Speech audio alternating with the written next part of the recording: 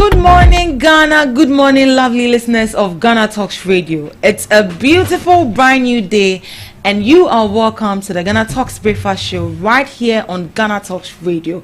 We are here to bring you the latest news making waves in the news, from business to politics, from sports to entertainment, and everything in between. We got you covered with the most relevant stories. As usual, I remain your host, Esinam Fiagbedu, and joining us on our news headline review is my usual panelists, Miss Regina Bless and Miss Debbie Adoso. Good morning, ladies. Good morning. How are you doing? I'm doing great. What of you? I'm fine. I must say that I slept quite well because of the rain, but I learned the rain worried some people as well. How? Yeah, the rainfall it flooded some areas. Oh, yeah, definitely. Yeah, I heard that this morning. You know, that's the problem, or that's the issue we are facing as a country with the flood crisis. Anyway, so let's dive straight into our headlines for today. DVLA CEO defends decision to regularize operations of Goro Boys. The Chief Executive Officer of the Drivers and Vehicle Licensing Authority, Julius Nikwe Korte, has defended his proposal to formalize the operations of so-called Goro Boys, unofficial middlemen who facilitate vehicle registration and licensing service. Korte argued that rather than fighting these informal agents, the government should integrate them into a regulated system to improve efficiency and transparency in the licensing process. He further emphasized that while not all informal operators could be absorbed into the system, a structured approach would provide clarity and fairness in service charges. He explained further to say, "We are going to train them so we will be able to do away with what they do that we don't agree with. There's going to be a clear-cut point on what they must do and cannot do, just like how agents operate at the ports." So the DVLA CEO Julius Nikwe Korte argues that instead of fighting unofficial middlemen, the government should integrate them into a regulated system. He believes that formalizing these operations will improve efficiency, transparency, and fairness in the vehicle registration process. He also suggests that they provide training to these selected Goro Boys and setting clear guidelines on their roles to prevent unethical practices. He likened the move to how shipping agents at the port operate under a structured system with defined responsibility. So this is what the CEO of the DVLA authority had to say about integrating the unofficial middlemen. That has to do with the Goro Boys in assisting in licensing, number plates, and all of that for drivers. What do you make of it? Do you think it's going to help the DVLA entity as a whole by legalizing the unofficial middlemen? Okay, so first of all, in every situation we have the intermediary, and I see nothing wrong with these Guru Boys being trained, being educated to be the intermediaries for DVLA. Most of the times when you hit the streets, most most drivers do not even have the license they require. Some people will be like, I don't even have that time, because all called DVLA office no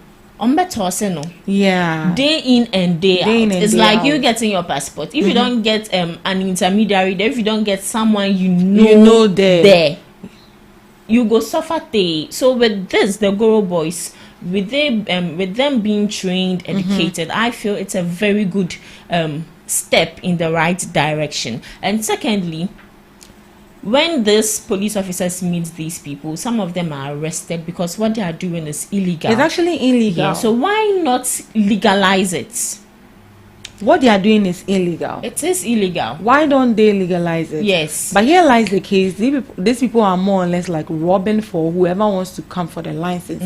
Simply because I feel they do that because they think they are going the extra mile, and they are going to get it. They are going to get a license for you easier and then faster. Yeah, that is why, they cut the cost that high, so if you can't pay for it, then you just have to leave.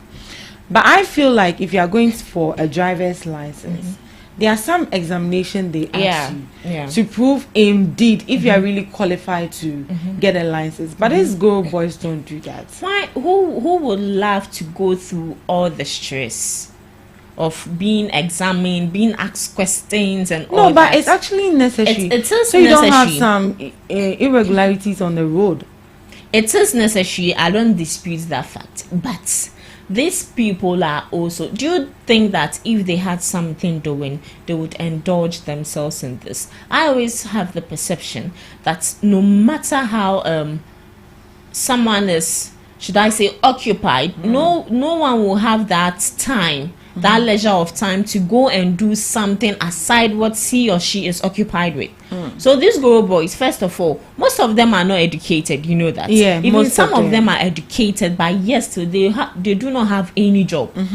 So why not educate these people, as the president is saying, the CEO of the drivers? Just educate them, take them to the take them through the right process, through the right steps, things they are supposed to do, things they are not supposed to do. If you take if they are educated, they take these people's information, they take it to the office. As at that, they are serving as intermediaries between the drivers and the people in the office. Do you get what I'm trying to say? And secondly, it will also cut down unemployment. And when all these people are being arrested, you are detaining them, you are telling them not to indulge in this practice. What then would they do? Because at least they are more, they are getting something small into their pocket to feed their family. We are not saying what they are doing is right. We are not justifying their actions. But sometimes there's a little bit of blessing in a sin. So since it's a sin, since it's illegal, legalize it. That is the same way they're about to legalize the Okada drivers. Just legalize it. Now obeying and asumji. Well, I'm happy for the fact that they are going to give them training. So it's not just that they are going to legalize it and leave it just there. They're going to give them the training and then the guidelines they need to follow. So if you flout it, there's a punishment for you. And with this, that we are all seeing it to be a bad thing, I would also say that with some community police or community officers who also take it upon themselves to make sure that this traffic are being regulated, drivers are driving well and all that, I would also say that that is also wrong. But they've taken it upon themselves, and even the police officers or the Ghana Police Service is in support of it. So why can we be in support of something and be against something? They should also be in support of this and just educate them. It would really help. It will really help us. Miss Debbie, what do you have to say? Okay, so I've heard a lot of people actually criticizing this move, but trust me, it's going to help. And as she said, it's going to create employment as well. Most of these guys walk about mercilessly, not knowing what to do. And so, not because, those people who have been employed to do that, they cannot perform or they are not up to task. But here lies the case. It makes it difficult for you to execute all your duties. So bringing in the Goro boys will also help. It will also help in a way. But is that not them more or less legalizing a fraudulent activity? Oh no, this is not a fraudulent activity. But here's another question: how is it a fraudulent activity? Simply because when you're going to get your driver's license, there's actually a requirement. Yes. Unless they even write examination. Exactly. And here lies the case: when you go to the Go Boys, you don't go through all that processes. What they want is their money. Exactly. And you see, now that the government want to legalize this, I'm not sure they'll just go to the street and they pick the Goro Boys and from now on will start working. I'm sure they are going to give them training. They are going to pass through a form of training. It may either be maybe 4-month training or maybe 5-month training to equip these people. And you know, sometimes these boys, when they are more into this work, they even walk back to school, to learn more and then come back to be a help to the society. Let's take this health sector, like for example, this health sector. Those time after school, they pick senior high students. You don't even have knowledge about these nursing staff, and they have the dresses they used to wear. First it was pink, now I think it's blue, but they've cancelled it. It was under youth employment this thing. After senior high school, they pick you, not because you have knowledge about it, but they train you. I think it's 6-month training. Then they'll give you a certificate, and then you go to help. So sometimes most of those SHS students after school, they go back to further to gain more knowledge, and they come back to be a help to the society. So I feel like these Goro boys, it won't just end there. They are going to give them formal training, like the legalization of Okada this thing. They even stated that they are going to give these boys training, and then they'll give them even a uniform to identify them. So I'm sure that they are not just going to pick them on the street and give them the go ahead to start working, but they are going to go through due process. And trust me, people who are not eligible, or the boys that are not eligible, will be sidelined. The boys that are not eligible will be sidelined. All right, moving on to our next headline. Backbench to establish National Integrity Award Scheme. Speaker of Parliament Alban Sumana Kingsford Backben has announced plans to establish a National Integrity Award Scheme as a strategic initiative to enhance the ethical conduct of public office holders and promote good governance, transparency, and accountability in Ghana. The proposed scheme will recognize and reward individuals who demonstrate ethical behavior, professionalism, and the highest degree of integrity in their respective fields. Conversely, those whose actions have brought disgrace and embarrassment to the institutions and the country will be dishonored with the Vulture Awards. Speaking after the first meeting and first section of the 9th Parliament of the 4th Republic in Accra over the weekend, Speaker Backben emphasized the critical role of integrity in governance. He announced that a committee comprising representatives from the clergy, academia, political groups, and civil society organizations will be formed to assess and evaluate individuals for recognition. According to the Speaker, the Integrity Awards will serve as a significant step toward fostering discipline and accountability within Ghana's governance system. He stressed that integrity is a fundamental principle of Ghanaian society and a cornerstone of democracy, essential for building public trust and confidence in state institutions. Furthermore, he was optimistic that the award scheme would inspire a national movement among citizens to champion integrity, transparency, and fight against corruption. So, Speaker Backben has introduced a new initiative where it has to do with the National Integrity Scheme, and then the primary objective of this scheme is to shame those who have brought disgrace to the public office, and then to award those that have brought integrity of some kind of like honor to the public office. And this scheme, the objective of this award scheme is to fight corruption. Do you think that is a good way forward? Naming and shaming. It's like, it's good, but it's not solid. An award scheme. Yes, it's good, but it's not the best way to fight corruption. It's not. You see, back in school, they award best students, and then in a way, those who don't make it, or those who do not receive our award, are made to believe that you have to work harder for you to get it. But sometimes the person has already made up his or her mind, say 0 nana menya into award no come. So as he said that the award will serve as a significant step to fostering discipline and accountability within the Ghana's governance system. We've gotten to a place that giving an award to someone will not shame the other person to draw back from corruption. Yeah. The thing is already inbuilt. The person has already made up his mind to loot from the state. This is not the best way to fight corruption. You might give award, and this person even has more money to go and buy a whole citation. He doesn't even need someone to give him that. Or call art center, he will get someone to do something and actually appreciate himself. This award thing, for me, it will rather increase corruption. You think it's going to rather increase? It will rather increase corruption. Why? It will.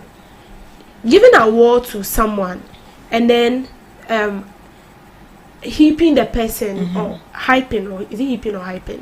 Hyping the person. Thank you. Hyping the person for doing the right thing, and you are awarding the person. That's nice. And the person you feel like hasn't done anything or has caused the country the mess we are in right now, and you are going to shame the person. How are you going to shame the person? Is it calling the person out in public and letting the people know that you have looted from the state? This is what you've looted from the state, and this is a clear evidence to show that you've looted from the state, and that's it. And you think the person wouldn't involve in so with these people he's he's saying that they'll be granted vulture awards. So I'm even wondering how the design of the flag is going to be. Is it going to be a vulture handed over to the person? Like, they are wasting our money. I feel like they are out of idea. They don't really know what to do again, because corruption in Ghana is not something that you say right now and then it ends here. This is something that has started way back even before I was born. But in this current state that we find ourselves, corruption is worse. In fact, this is my own English. It's worse. Corruption, like, it has become a normal thing that everybody feels so comfortable to do. And the only thing you can come up with is to appreciate those who you claim are doing well, and then those who you feel like they are not doing well and they are causing loss to the state, they are going to shame them, and you think that will solve corruption in Ghana. We are joking, trust me. Whilst other countries are taking steps, bold steps that requires your life, to curb corruption, we are here sleeping. And when we wake up, the only thing we can say is bringing up, initiatives that, excuse me, do not make sense. He's trying his best, but it's not enough. Miss Regina. Okay, so first of all, there's nothing wrong in trying to honor someone who has done good. There's nothing wrong with that. But first of all, the first person I'd like to ask, with whose money? Whose money are you using to initiate this award? Whose money are you using to design the awards? I hope it's not taxpayers' money, because we just nominated you people to go to parliament or any office to represent us. Whether good, whether bad, at the end of the day, we are the ones to give the final verdict, because we are the ones who would vote you out of power. If you do well, if you don't do well, but if you do well, we will still retain you. So as I said, there's nothing wrong with it, but with this kind of initiative they are trying to pull out, I feel this is not the way forward to eradicate corruption. It is not. Would I say that they will be bold enough to name and shame these high-profile government officials? They can. Some people can even pay their way out. Yes, because I feel like even with this scheme, there's even going to be corruption in it. Now, certificates. Don't mention my name. Don't mention my name. Exactly. And I'll pay you back, dog. Exactly. And that ends it. Unless the Speaker of Parliament wants to tell us that he would make sure to see to everything, even at that. You, the Speaker of Parliament, how do we trust you that no one will be able to influence you? And this could even be politically motivated as well. It would be politically motivated. Already, the perception is there that the Speaker of Parliament is an NDC member. That is the perception people have, especially with the way he does the proceedings. And I remember, I don't know where I saw this news, but one parliamentarian said to the Speaker of Parliament that deal with the rot in Parliament. He says they should deal with the rot in Parliament before they go out to deal with the rot. And I feel he has a very huge point, because you can't try to say that you are taking someone's problem out of the eye whilst you also have a problem. Because the corruption all boils down to the parliamentarians, people in Parliament. The corruption boils down to them. So this award scheme or whatever, it is a good thing to honor people who have done good, but is it the right step in the right direction to eradicate corruption? Do you think that is a major or an effective measure they need to take to eradicate corruption? It is not. In as much as it's a good initiative to honor those who deserve it, but I feel like if the main objective of this award scheme is to eradicate corruption, then I feel it's not concrete enough. It is not. It is not. This foundation is very weak. Yeah, so I want to ask a question.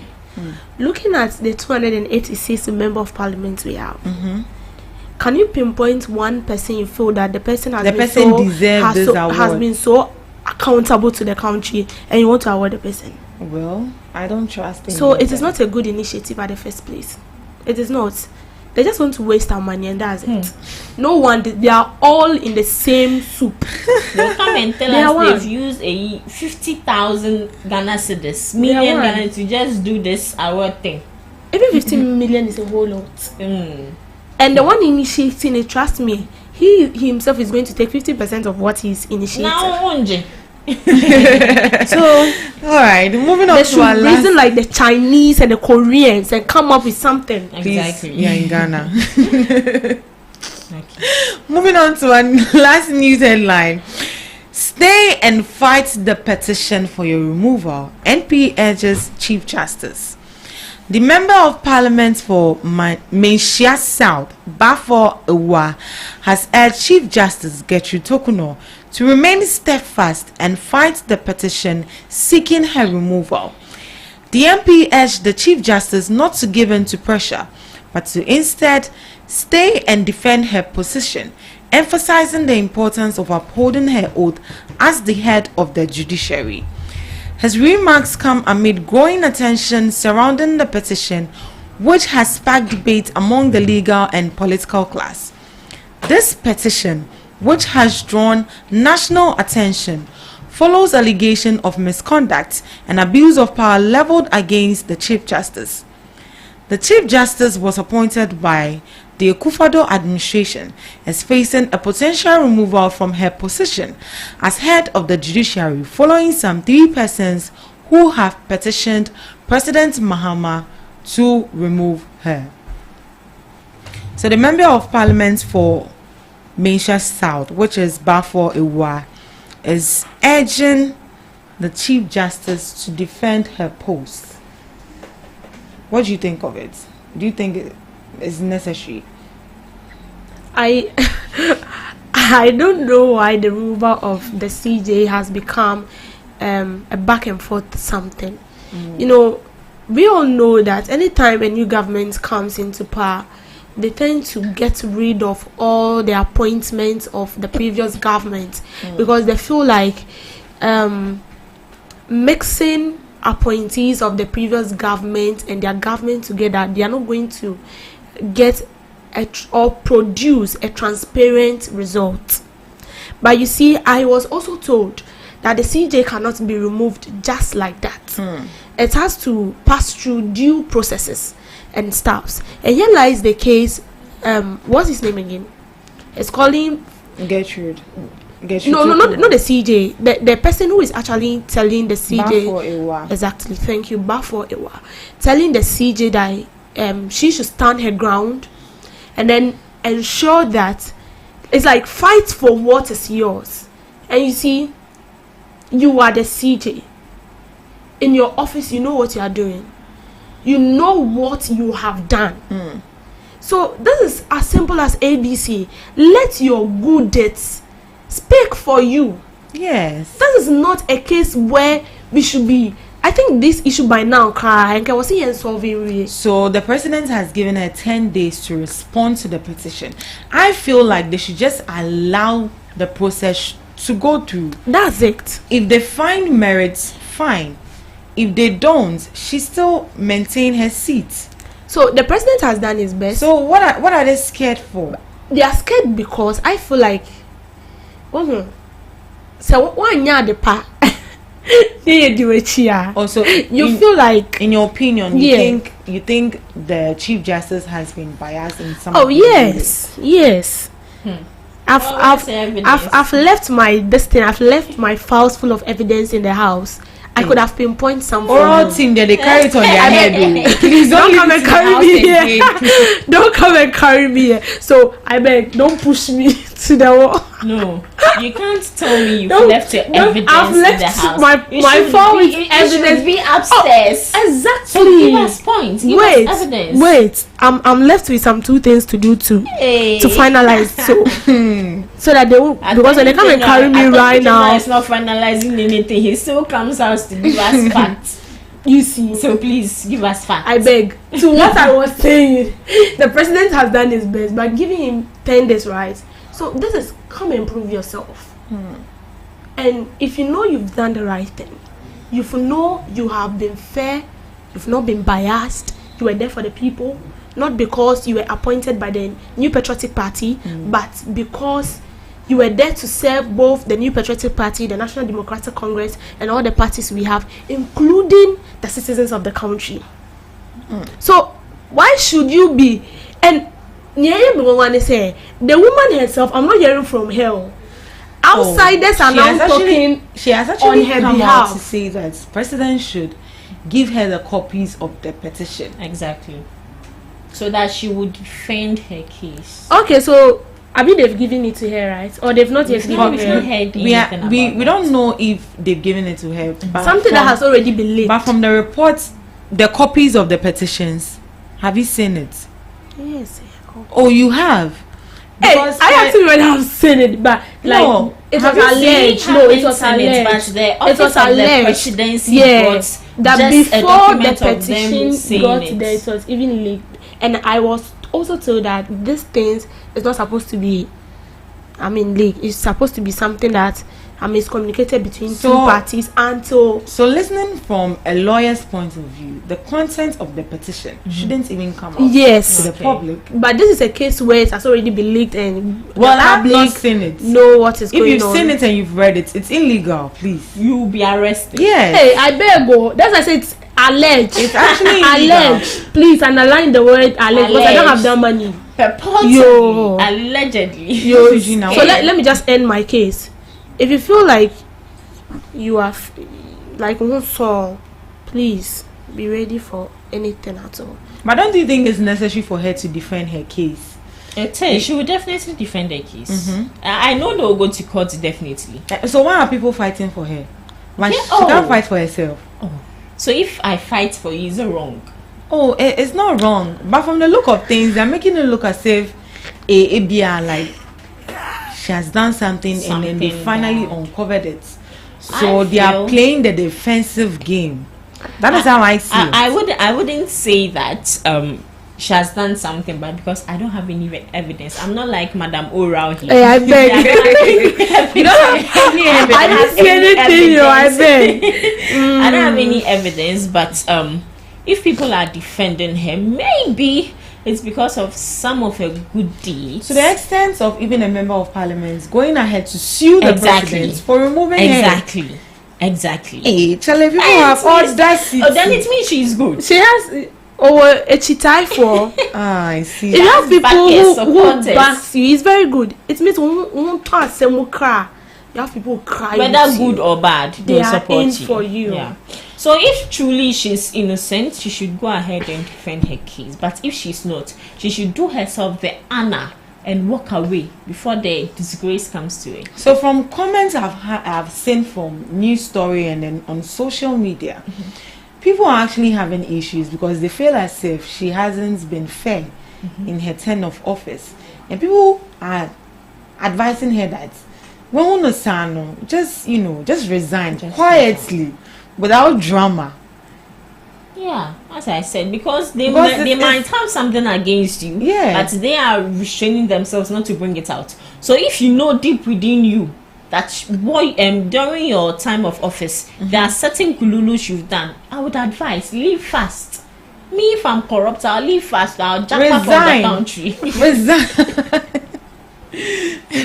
So I feel that we leave it in the Council of States, because they have to make the decision and they have to advise the president if she's eligible to still be in her position or she's not supposed to be there. So let's wait and hear from the Council of States and then the president as well. This is where we draw the curtains for our news headline review. Up next, we have Debbie's Grill.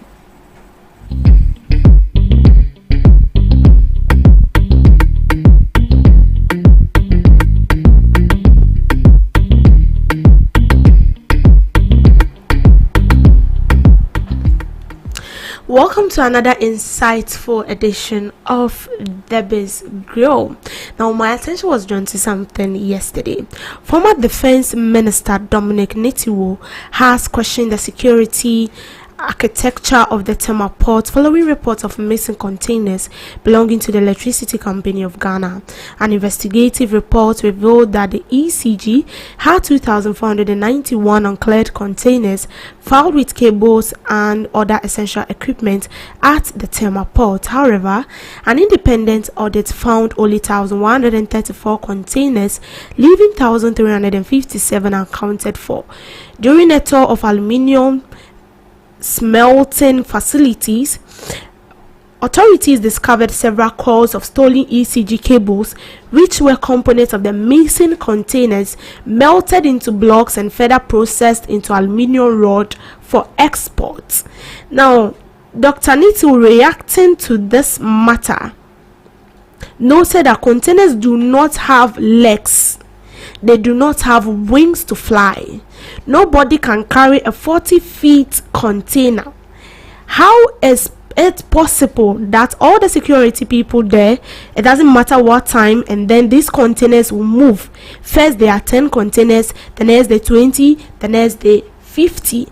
And this is where I come in. Containers do not have legs. This 1,300 containers that are missing do not have wings to fly. And a very sensitive institution like the Tema port, I'm sure, is being guarded by security personnel. And I'm sure the security there is very tight, because this is one of the places that I would say generates revenue for the country. So how come 1,300 containers? When this issue came out, I didn't want to talk so much about it. But looking at what Dominic Nitiwo is saying, these containers do not have legs. They do not have wings. So how did these containers got missing? And you see, it was disclosed that these containers were found being melted into iron rods and they are being exported out of the country. We are not going to leave this issue just like that. We will keep hitting on the nail till it gets deep, and those behind it are being arrested and make sure that they face prosecution. Because you cannot tell me that containers just lost just like that. How can containers get missing? And this is a place where we have security people, security personnel guarding a whole port. So you cannot tell me that today a container gets missing, the next day another container gets missing, and then all of a sudden 1,300 containers have gotten missing just like that. And feels like we are speaking about it though, but it feels like we are keeping quiet. This is an issue where the media ought to keep talking about it till these corrupt officials are arrested and are made to face what they've caused themselves. Because these are state properties. And you see, this missing cables and staffs, I'm not realizing that it's because of this missing cables and staffs. I mean, we now have, well, I would say maybe it's a contributor or it's a contributing factor to this doomsday and staffs we are experiencing. Because there's a shortage of cables here and there that will be used in connections. And you can't tell me that people within know nothing about this. We have to go after them. We have to ensure that anyone who is involved in this corrupt activity needs to be arrested. And we should ensure that they face justice. If it will be possible, they should face a death penalty. Because we cannot just sit down and keep quiet just like that. And then the former board chairman, under the previous government, Alexander Afenyomakin, allegedly made some statement that when he was the former chairman for the board, they heard of issues like that, but they couldn't do anything. And does it sound well to us? Just imagine we still have this previous government in power. All this thing would have been hidden from us. And so this is what I am saying. We should make sure we go down to the root and then uproot people that we know or from the investigation have identified those corrupt officials and make sure that we prosecute them and make them dance to their own tune. If not that, then we are encouraging corruption in the country. Thanks for making time with me on Debbie's Girl. Thank you so much. And that was Debbie's Girl. Up next, we have Today in History with Miss Regina Bless. Welcome to Today in History Live on GhanaTalks breakfast show, where we educate and entertain you on fascinating facts. So without wasting much time, today in history 2015, gunmen attack Garissa University College in Kenya, killing at least 140 people and wounding 65 others. Today in history 1559, the Treaty of Cathay-Cambresis, signed on April 2nd, marked a significant turning point in European history. This treaty was actually a pair of agreements, one between England and France, and the other between France and Spain. The treaty brought an end to the Italian Wars, a series of conflicts that had been raging since 1494. 2002, Israeli forces besieged the Church of the Nativity in Bethlehem. The Israel Defense Force had occupied Bethlehem to capture wanted Palestinians. The 39-day siege ensued after some militants fled into the church, which is believed to stand on the birthplace of Jesus Christ of Nazareth. 1992, American organized crime boss John Gotti was convicted on 13 criminal counts, including the murder of Paul Castellano and others, racketeering and obstruction of justice, and was sentenced to life in prison. Moving to some did you know facts for today. Did you know that each foot typically has over 250,000 sweat glands, and between them, your feet can produce up to half a pint of sweat per day, or a pint of total for both feet. Did you know that about 5% of adults talk in their sleep? Many more people experience it at some point, making it a common sleep behavior. Did you know that contrary to popular belief, flamingos are born with gray or white feathers, and their pink coloration develops later in life due to the pigments in their diet, specifically algae and shrimp?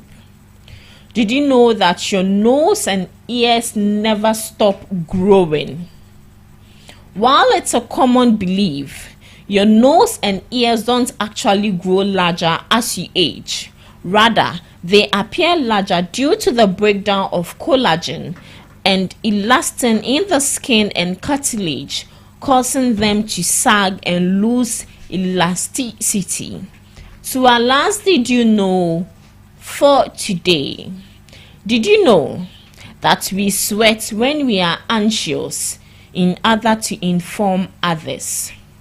Our sympathetic nervous system releases hormones like adrenaline when we are anxious, activating our sweat glands. So this is where I will end today's Today in History. And did you know, live on GhanaTalks Breakfast Show? Do well to join me same time tomorrow for some amazing and fascinating facts. Thank you so much, Miss Regina Bless, for that education. I'm interested in the last part, sweat. Yeah, we do sweat when we are anxious, and I think that it's true. It's very practical. They didn't even add the stomach upset. Hey, you feel like going to the washroom by force. Or you have Oh yeah, I do. For me, I feel like I want to vomit. Hey. Oh yes. Tomorrow I'll add it to my, you know. And then my hands, I start sweating in my palms. Yeah, exactly. Yeah. For me, I feel like I want to pee. Like I feel very uneasy. You know that when you get the stomach upset, when you go to the washroom, you do it. Yes, you will do it. And then but I think this boils down to how you are able to manage it. Yeah. In your own words, how do you think we can manage this anxiousness? I think the best thing is for you to breathe in, you breathe out, you take in the water, you just sit down, not talk to anybody, relax and be praying in your head. This one is God. It is you and I. Especially when you're going for an interview. Oh. But I don't feel like that's when I'm going for interviews. I feel like I'm going to have a conversation with somebody. Yeah. So let me just tell the person. But even with that, you need to be conscious of yourself. Exactly. So, and the anxiousness will be there small. But it's not as huge as some people exaggerate it. For me. But it's like, for example, SRC, maybe you're aspiring to be an SRC executive or something. You know, you go one after the other. If the next person comes, I'll be like, the one in yellow, the way she talked to me, what's not going to say? Your Hello, good morning. I think I love your shirt. Hey, you've not seen some of them, they will laugh for. Yeah, love my shirt. Some people just behave like that. But you know, some people do that to know or to determine how you deal with stressful environments. Yeah. And with dealing with anxiousness, one thing I know and normally works for me, even scientifically they've proven it, is to just recite 1 to 10. 1, 2, 3, 4, 5 to 10. When you are done, then you recite it backwards again. With that, it tends to calm you down. Yeah. And also me, when I'm anxious, food does the magic. Food, yes. I can't eat. I can't drink. I can't eat. I can't eat. Food, especially food that is sweet. Oh my God! When you get loaded fries. Hey. And I'm everyone is saying, hey. For me, I just have to be praying in my head. God, this one is between for me, you and when it happens like that, I say a word of prayer. Exactly. Then I feel comfortable. And then I begin to speak to myself. Oh, girl, you can do it. You can do it. Self-motivation also really works. I just listen to music. Yeah. With music, it will make me more emotional. Really? More emotional. So there are some specific music you need to listen to. For me, I listen to music, or better still, I just want to chat to people, just to forget about it. Yeah. Imagine, and that really works you for being me. sad and someone still plays a slow me. I'll just leave there. And because of this, I always go to places with my mirror. Then I excuse myself. Put the mirror in front of me, talk to myself. Hey, listen, madam, you can do this one. Okay, you can do this. Then I'll laugh, like do something just to boost my morale. Then after I place my mirror back to my back, and then I walk in to sit down. I see nothing happen. And sometimes, especially with the ladies, as a lady, we need to be very elegant. How we walk. Sometimes most ladies, when they are anxious, the way they walk in with their head down, I'm like, you are anxious first of all. Secondly, you are walking in where a crowd is, where a group of people, and I was saying, my friend, where's your head? I think I experienced that yesterday. So yesterday I was actually late for my presentation, and then luckily we were not the first group to present. Everybody was seated, and here I was coming from the back. I had to call my friend, hey, this will be fun you because this crowd there. And I started walking. I noticed that some of my friends were in the crowd and they were trying to say hi. I was like, oh hi, and me one said me do me seat. I was like, wow. Thank God. Thank God. No matter how brave, no matter how confident you are, when you get to a crowded environment, it hits you real bad. Very, very. It really hits you can actually rehearse and do what you have to do, but immediately you see the people. Hey, sometimes you feel like even your walking change. Oh yeah, the way it does. Now, even as a lady, you moving in front of where a group of men are. So I think it's normal. It happens to everyone, even the most boldest person on earth. You still feel that, but you just have to control yourself. Sometimes a little smile, like I didn't even call back. Or anything. You can't do anything. Okay, so this is just a quick one before we go for our news from our airboard.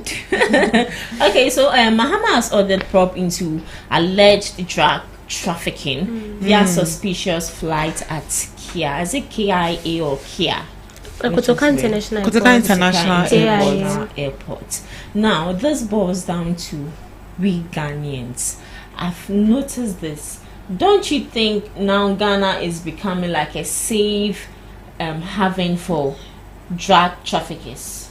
Because they basically Ghana and Ebaha. And it's like our government are not really doing anything about it. Solve that. Yeah, and it's on the rise. Like this current unim red. How did that medicine get its way into the country? Where I will not blame anyone. The person was holding food like this. Why are politicians? Do you have evidence or did you see them? I don't have evidence, but me and Sister Debbie sitting here, we don't have that money to import those drugs here, to illegally bring drugs into this country. What if you are intermediaries? No. If there are still intermediaries, the businessmen, politicians, top officials, we will blame these people. We will not blame any other person. And they use us as the intermediaries. So I feel like we should stop arresting the people we see with the drugs, but we should go after people who import them rather. Because the person importing is the one doing the people more harm. If I don't see it, where will I buy it? But you are like recently, was in the northern region.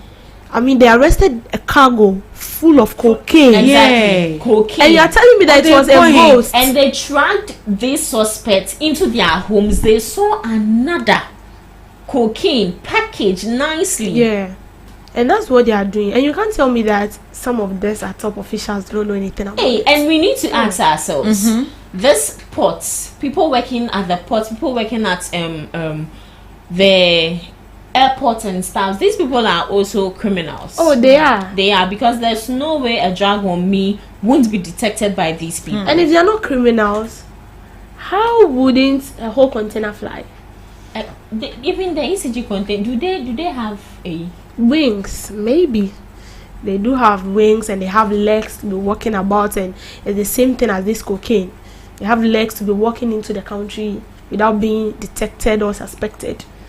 So aside this investigation that they always say, let's investigate this, even with just recently, the beginning of the year, with the gold CDs, dollars they saw, what did they do about that? We've not even heard anything about it. All they do is investigate. So now the issue is, with what Mahama is saying, that we need to investigate. Do you think that just investigating and not bringing any kind of verdict would help we Ghanaians or something? If it's not going to, whether it's going to the investigation, the investigation isn't enough. It's not only about reinvestigating. You see, Ghana, we are every really day we are investigating. Yes, every day. And what is paining we me? are investigating. What is paining me the more is that they will still bring up a committee. And it's the taxpayers' money. And at the end of the day, they've actually set another 3-member committee to go to have a proper investigation into the missing containers. And another committee for the death of the, what's the name, the boxer. Why? Committee. Even with the death of the boxer, what's committee? Why are they setting up a committee to investigate? The person has died a natural death. What should we do? Please, this is not a natural death. This is not a natural death. You know, it's our time up. Okay, so I as Asinam is saying, this is not a natural death because it can never be a natural death. You been hit, not hit, say tau. But did you see how he fell? Yeah, he collapsed. Hey, they said he collapsed. He was rushed to Anoche Hospital and he died there. Anoche Hospital? Yeah, Konfa Anoche, and he died there. By then the fight was in Bukom Banku. Yeah, in Ghana here. Bukom Arena. Yes. So why would they transport him all the way to that side? It's that fine. From that place to that place is far. Maybe where they could have just. Or there's another Konfa Anoche Hospital in Accra. Another Konfa Anoche. The only Konfa Anoche hospital I know is in Kumasi. It's in Kumasi. Or do they have their branch in Accra? One. Abi is that place they transported him to? Because according to the news, he was sent there and that was where he died. Or it might be that he was given first aid and he was transported later. All the way to that place. UGCM. So they said they are bringing up another committee. You know, we are only interested in wasting money, coming out with committee. At the end of the day, we see nothing. Oh, it's high time we, as Ghanaians, concerned Ghanaians, we start a protest. We need to know what our taxpayers' money are being used for. They need to be accountable. They need to be transparent with us. What is that money being used for? Because aside that money, they always borrow. They go to IMF, they borrow and all that. So, it's sad. Ghana. Sad. We are tired of the investigation. Called Ghana. Yeah, we are. And the investigation is not yielding to anything. It's not yielding. Are you seeing anything, or is it just me? No, I'm not. I'm equally not saying anything as well. Oh, jeez. We investigate, and you know the most painful aspect. Allegedly, they mention people's name and they say nothing. Well, this is where we draw the curtains for our first segment of the GhanaTalks Breakfast Show.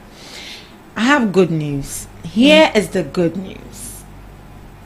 Our leadership is going to be reading our news right here in our studios. It's going to be live. So please, stay tuned, stick and stay. Don't go anywhere.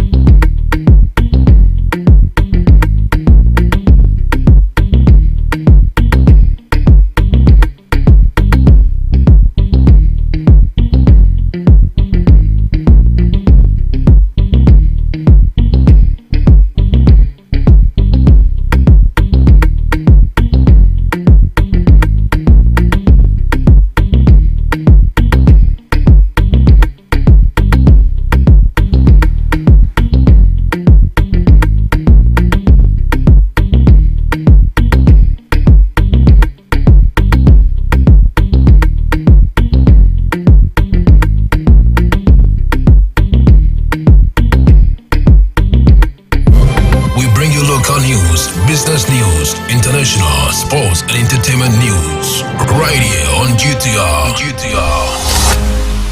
Good morning and welcome to the morning news broadcast on GhanaTalks Radio. My name is Deborah Adosu. In today's news highlight, Mustafa Gbande of Amazon ECG containers call for the arrest of Afenyo Makin, Dr. Matthew Opoku Prempe and Jubik Mahama. Minority raises alarm over rising drug trafficking and money laundering cases under NDC. DVLA CEO Julius Nikwe Kote backs the to regularize operations of Goro Boys. These and many more coming up shortly. Just stay with me.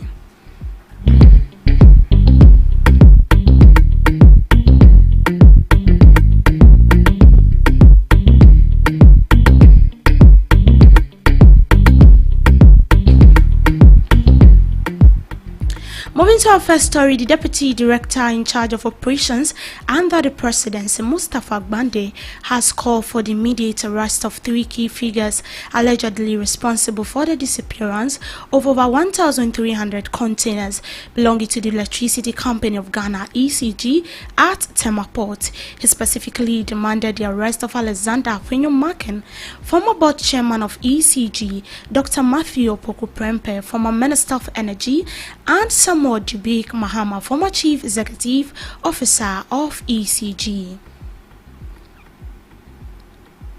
The poor taxpayer would have had in to his argument, these individuals must be held accountable for their roles in the alleged scandal, which raises serious questions about procurement irregularities and mismanagement. This is what he has to say. The higher cost, because some individuals are stealing. Number 2, the current doomsday which we are facing, I have said, is not scientific.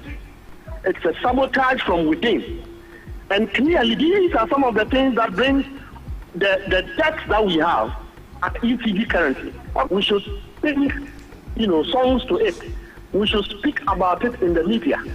The perpetrators go scot-free. The big politicians who are behind these things should escape the judgment. I am calling for an immediate arrest of Afenyo Makin. I am calling for the immediate arrest of Matthew Opoku Prempe, Honorable, the former running mate of the MPP. And I'm also calling for the immediate arrest of Muhammad Dubik, who are principal actors at the time these things occurred. And that was Mustafa Gbande. Moving to other stories, with a sudden increase in the number of cases related to drug trafficking and money laundering, the minority in Parliament is sounding alarm over a surge in drug trafficking and money laundering cases 3 months ago into the National Democratic Congress administration. They are pointing fingers at the national security for failing to provide updates on a raid that seized 12 containers of gold and cash in Accra. The caucus has also demanded accountability for cargo suspected to be cocaine and cash transported into the country by 2 suspicious flights that landed at the Kotoka International Airport in March. Addressing journalists, the ranking member on the Defense and Interior Committee of Parliament, Reverend John Intim Fojo, urged the government to be transparent in its fight against drug trafficking and money laundering. On the matter of med flights and Kavok Air private jets transporting suspected cocaine and cash.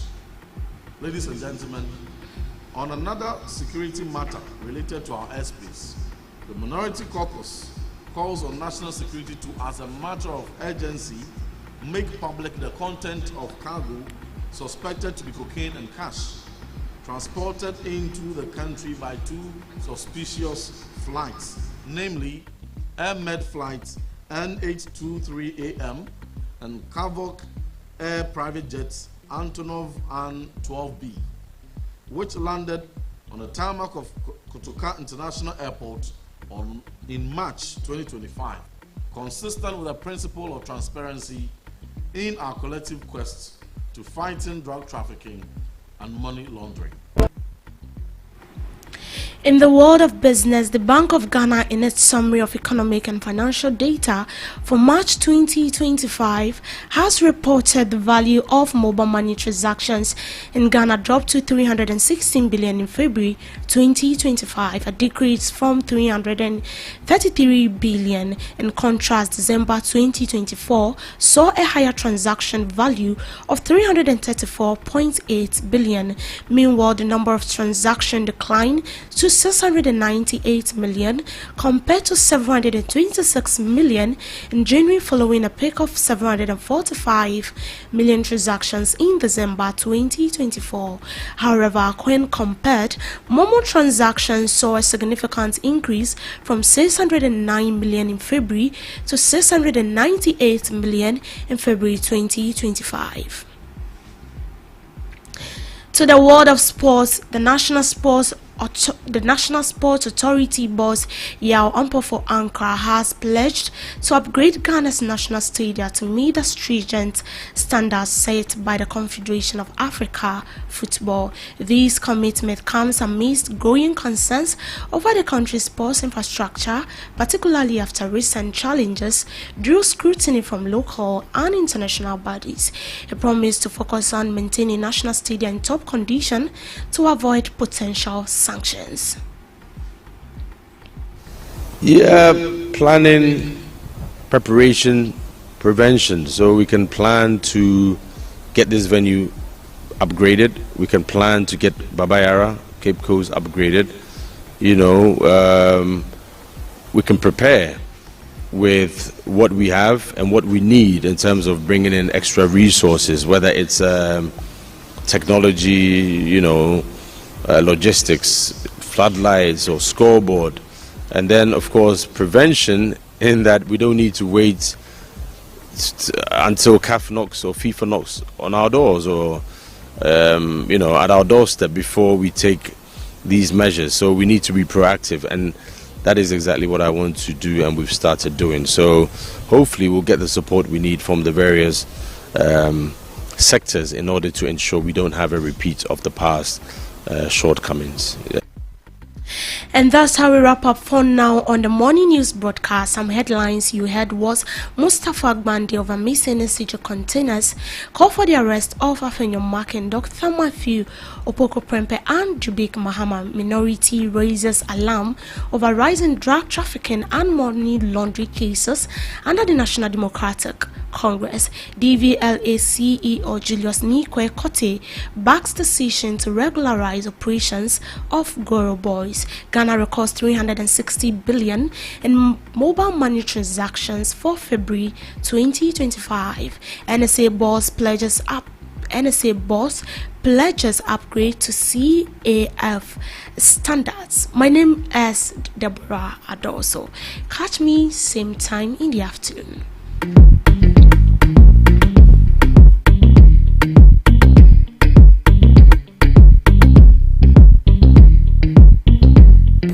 Are you ready to amplify your business or brand's reach and make a meaningful impact in Ghana and beyond?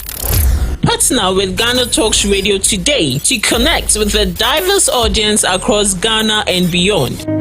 Elevate your brand through on-air promotions and social media. Boost your brand during prime time. With GhanaTalks Radio, you can extend your reach across digital platforms. GhanaTalks Radio is not just a station, it is a community hub where your brand becomes part of the conversation. Join us in fostering connections, celebrating culture, and making a lasting impression. For customized sponsorship packages and enquiries, email contact@GhanaTalksRadio.com or call +233 202 544614. GhanaTalks Radio, giving the youth a voice.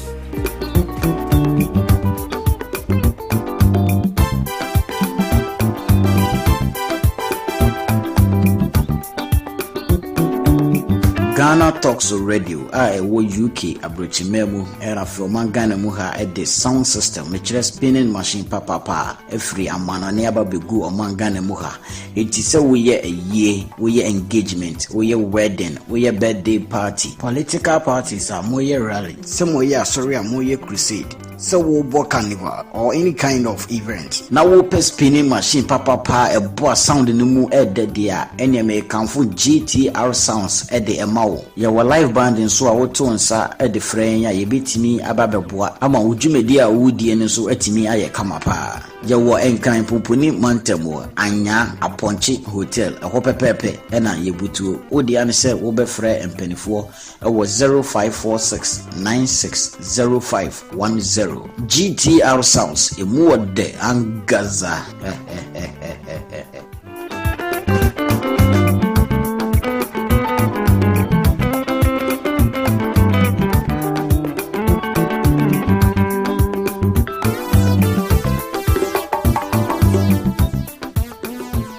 What do you want for breakfast? How do you want your breakfast? English breakfast, French fries. Koko Nikosi, alo komi kesheto. Wache. Well, Gobe is the real deal. Join us on Ghana Talks Radio. Let's serve you a buffet of breakfast. From news headlines, review, current affairs to social issues. Entertainment, sports, and all the trending stories live on our mobile app and across all socials from Monday to Friday, 7 a.m. to 10 a.m. With me, Pakwesi Omare, Regina Bliss, Deborah Adoso, and I am Esinal Fiagbedu. This is Ghana Talks Breakfast Show.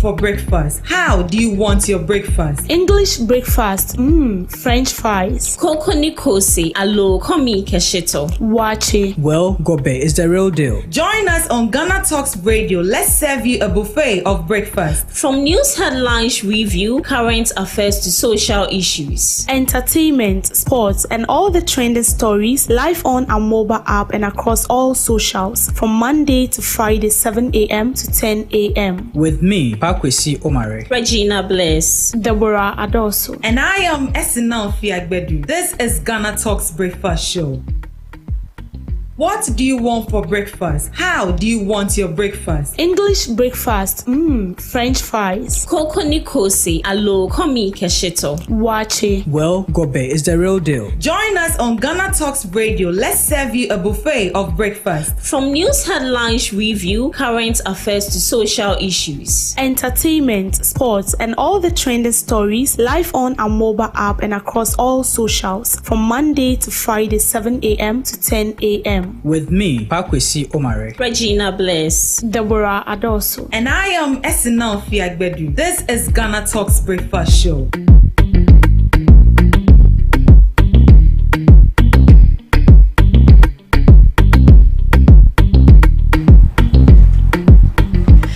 Good morning and welcome back to the Ghana Talks Breakfast Show. Madam Omare is yet to join us, but before he does, we will just want to take you through some news headlines. Miss Regina, what do you have for us? All right. So, just recently we had a conversation about ex-honorable MP Kennedy Ejapon, and also our well-able colleague Anas Arimeyao Anas. They went through some legal battles since 2018. So they actually brought them. Anas Arimeyao sent his issue to court, but you know our judicial system and how it works. Ghana. Yes. So actually, he later ended up paying money or settling Kennedy Ejapon. So allegedly, Kennedy Ejapon made certain derogatory remarks, calling him a murderer, calling him all sorts of uncalled names. And our colleague was like, no, I wouldn't allow you do that. I would fight you. Even if it's with my last job, I would fight you. And he won the case in New Jersey. 18 million. So Kennedy Ejapon is supposed to pay $18 million. And that is about billions of cedis in Ghana cedis. Oh, yeah. And we know that this man is dusted. He is rich. This we call this rich is gangster. So this man is actually a gangster. So during this process, his assets, his properties, the lands, the buildings he has actually came on social media. So he's saying, they are saying that he's worth $400 million. That is what Kennedy Ejapon is worth. But today, what I'm seeing here is contrary to what we saw on social media. So they are saying that $18 million is too much for Kennedy Ejapon. It shocks the conscience. Kennedy Ejapon's lawyer cries out in call for reduction. After the case has been settled. Exactly. After the case has been settled. They are back to Ghana. And now they are calling for reduction. Who is calling for the reduction? The lawyers. The lawyer for Kennedy Ejapon. They are calling for the reduction. So I want to ask you, whilst they were in the court over there, you didn't ask for what reduction. What prevented them from asking for reduction? Okay, so you see, with this, since he's a politician and we know he has upper hand, it brings us to how journalists are being treated in Ghana. Oh yeah. So that is what today we will be looking at. The money he has to pay, but we need to look at the conditions journalists are facing here. The assault, emotional torture. We are even cyberbullying. Yeah. Exactly. So what are we doing? What do we have to say? What is the GJA president doing about it? And also, what is the government also doing about it? Well, from news I've read, the GJA is actually blaming government for not deploying security personnel to guide journalists. And honestly, I don't know. Is he supposed to blame the government? Is it not his duty to make sure that these people are being protected? Well, I feel that he should be the one going to lobby that a policy is actually set for these journalists, or maybe advocate for it. But you can't just sit there, make all chances, and expect angels to come and work things out. If you need to advocate for it, why don't you advocate for it? It's a good cause, and I believe the whole journalism department is going to back you, because more or less they are going to benefit from this. You lobby or you advocate for it. You lobby that a policy is being brought in to regulate, maybe if you flounce the law. No, if you wound a journalist or if you assault a journalist, you will be maybe arrested or fined to do this. That policy is set aside, so we know it's in our constitution. Or you then more or less go and advocate. You bring your proposal. This is what I think, or these are the requirements, or maybe the measures I think you can put in place so that we have that kind of like security or that tie system for journalists. But you just don't sit somewhere and talk and then expect things to happen just like that. I don't know if you get me. Yeah, I do get you. And I feel like if the Ghana Journalists Association do not need a leader wouldn't be appointed for us, because we need someone to stand in for us and then talk on our behalf, someone who understands us better. And I feel like they've realized that he's the one to occupy that gap or that position, and so you be entrusted with that power. So why don't you do it? I feel like when the issue is beyond your control, that is where you seek the help from those above you, like the government and other people who you feel they can help. But in cases like this, and you are calling on the government, I mean, you have to call on him if you feel like you've done your best, and then your best is not good enough. It's not good enough, or it's not yielding any productive result. But here lies the case. You see, journalists in Ghana here are being treated anyhow, just like that. But the media work hand in hand with almost everything, like almost every institution in this country. It's like if the media doesn't exist, Ghana doesn't exist. Because it is through the media, other countries get to know about Ghana. Even some our tradition, our food. Yeah. It is through the media, people from other countries, even from US, get to know. And sometimes, people travel all the way from US just to come and have a taste of our food, our culture. Oh, yeah. Because of the media. The media has a very big influence on the country. And so we should be catered for, just like the way they assign security personnel to this member of parliament. They should do the same to us. Because sometimes you go on a duty that involves life and death. And then even bulletproof car, you actually go on your own risk. On your own risk. You go on your own risk. And sometimes you go and these people, they even beat you on top. You see. With regards to the beating, during I saw in the news, one City FM journalist was beaten by Galamsey. Have you seen the case again? No. Actually, they those people were fined. An amount of money was given to the journalist. So that's what of the journalist that got his knee slashed? Yeah, for that. Have you heard anything with regards to that? No. And you see, journalists who actually get injured to the extent that some of this work becomes so difficult for them to do. What are the governments doing about it? Look at the journalist that got his knee slashed. Indirectly, he has become a disabled person. Simply just like because that. I want to go and report. And sometimes even the station you work for, sometimes they do not even call to check up on you on this. At Kofi Adumangawani, his case, it was alleged that where he's working, they didn't even hear anything about them, even though the manager of that station is also coming out to say they've done this. They're also saying that they didn't do anything. So when it comes to assault on journalists, it's very raw, and they have to take it serious, because we're risking our life to make sure that we get along with the country. Almost everything that goes on in this country, they have to call a media person. Even if a political party is having a brief meeting or something, journalists are there. Sometimes they even organize a meeting with only journalists, because you want the world to hear, and you cannot buy a microphone. Today you are in Accra, the next day you are in Ho. Who would do that? It's a lot of money, and the media makes it so easy for you. All right. So why don't you care about that? The media makes it so easy. So just a quick one before we go. Ahmed Swale's murder suspect to appear in court today, and what are your expectations? Well, I'm expecting that since he's going to court, whatever charge is being given to him, he should be made to pay for it, because that's somebody's life we've actually taken. That's my expectation. That's all right. They shouldn't just make him appear in court and we wouldn't hear anything. Yeah.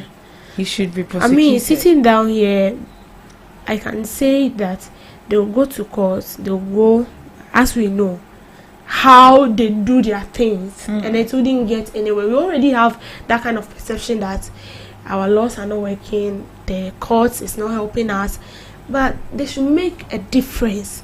They should rekindle that trust we have in them. You see, this guy died a painful death. Can you just imagine someone shooting you at the same time and then being stabbed as well, to the extent that the person just wants you to die? Well, he wasn't the one that shot him. No, he wasn't. But, Yes, I'm not saying. Allegedly, he was close to the Yeah, scene. He was close to the scene. I'm not saying he's the one that do Was, that. But was he even close to with the this, scene? No, he was the one that leaked the photos to the high politician to. According to the story today, he was close to the scene, and also we were hearing that he also leaked the photos to the so in a way, you also partake in it. Without leaking my photo, no one knows me. Yeah. So whether you sent the photo, whether you shot the person, you are all in the same soup. But what we are saying is that let the laws work. Now that the person is being sent to court, the necessary things should be done. And if the person deserves to be punished, they should go with it. If they feel like the person is not does not deserve to face the law, then they should come back and make us aware the reason why this person cannot be arrested, the reason why this person cannot be jailed, and it should be, you understand, so that we will know that okay, what they are saying is true. But in a case where, as we know, they come back and forth and nothing comes out, then I feel like this person should be used as a deterrent, so that at least we know that our justice system is actually working, not to just appear in courts and then we hear that the case has been adjourned, and it keeps getting postponed, and then the case is no more. It shouldn't be like that. The person, you have enough evidence, and if the evidence are enough for you to prosecute the person, go ahead and do that.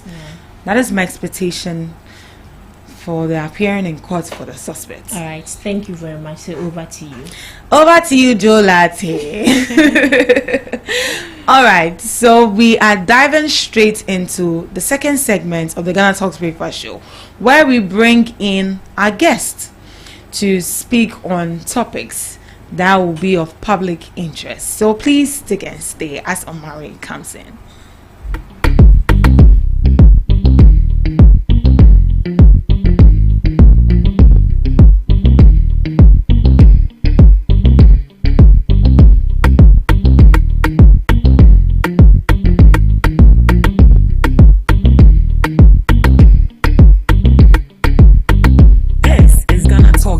Show, your morning companion.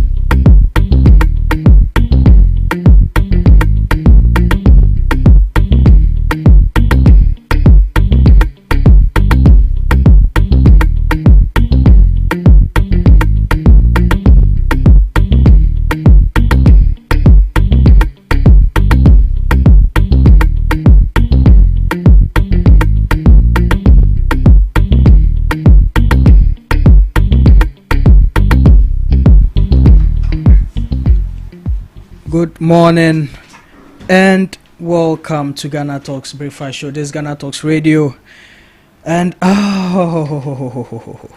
back from the holidays. It's a Wednesday edition, the midweek edition, and as usual, I will be having my fine gentlemen, representing the two most, the most wealthiest political parties in Ghana, let me put it that way, which is in the people of the NDC and the NPP. I will have their representatives, their communication officers with me in the studios to roll out today's discussion. But before that, how has your weekend been? I mean, it's been a long weekend from Friday to Tuesday, the holidays in there with the Eid celebrations, and you know, some other people going on vacations and all that stuff. In fact, when I was coming to work today, the traffic in town, and a whole lot of people, you can see that they have their bags in their cars, so they are coming straight from their wherever they went to work. Hey, people they chill. So much is kind of Ghana. Yo. Anyways, there's the Ghana Talks Breakfast Show. Kindly tune in to us on all our social media platforms at Ghana Talks Radio, on Facebook, on Instagram, on TikTok, and on X. You can also join us on our WhatsApp platform 0202544614, 0202544614. Also on YouTube, you can join the conversation out there. Let us hear from you, your views, your suggestions, your opinions, your comments, everything that you wish to let us hear from you. Let us know. Also, there's been some skirmishes around town, our security breaches and all that we will be looking at very shortly. But before then, let me welcome my able guest in the house, Mr. Adai Peter, who we haven't seen in some few weeks because of him chasing some money from his party folks. His party is now in power, so now we can't see him more. He's been chilling. Is that right? Yes, sir. Yeah, good morning. Good morning, sir.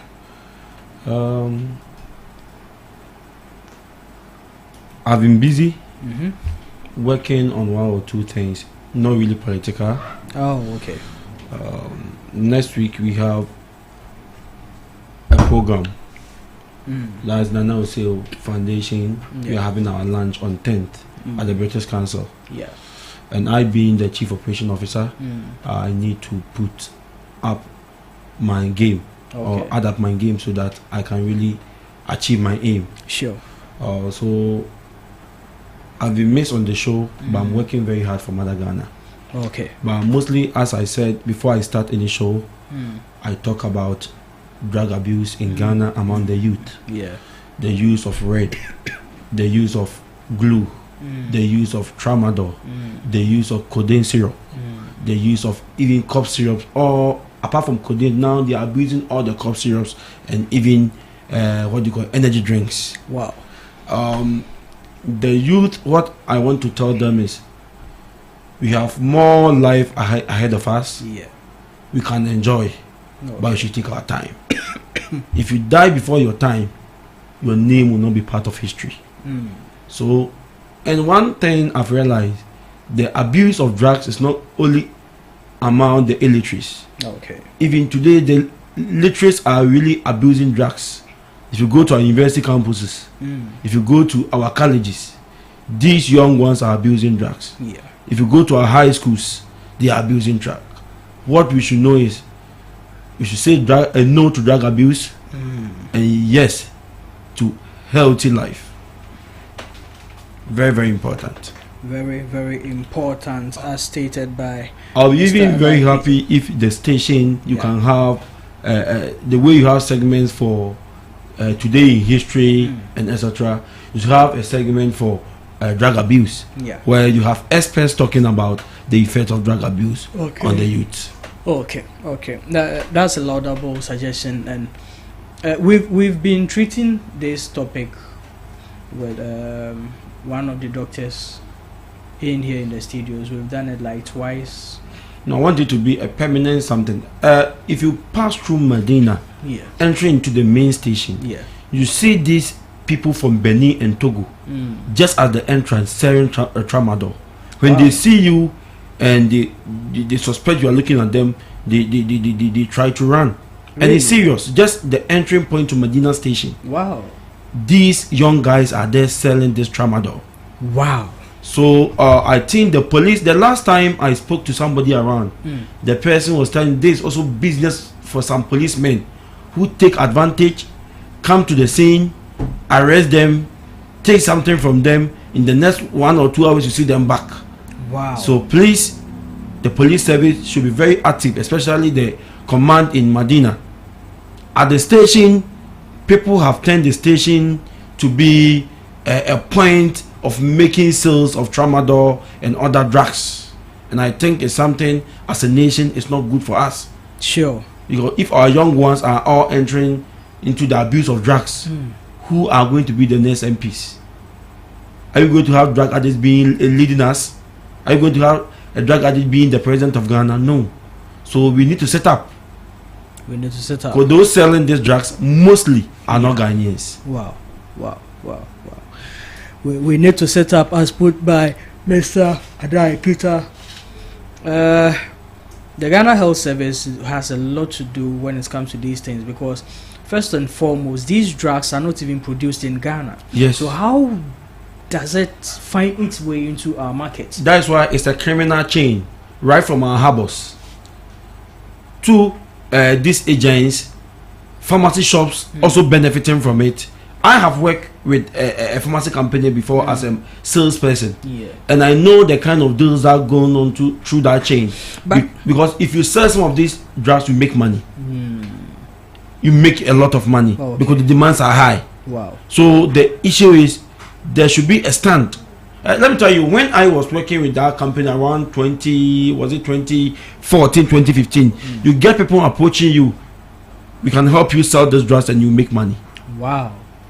Yes, and you make the money. So please, the narcotics control now we have it's now a commission.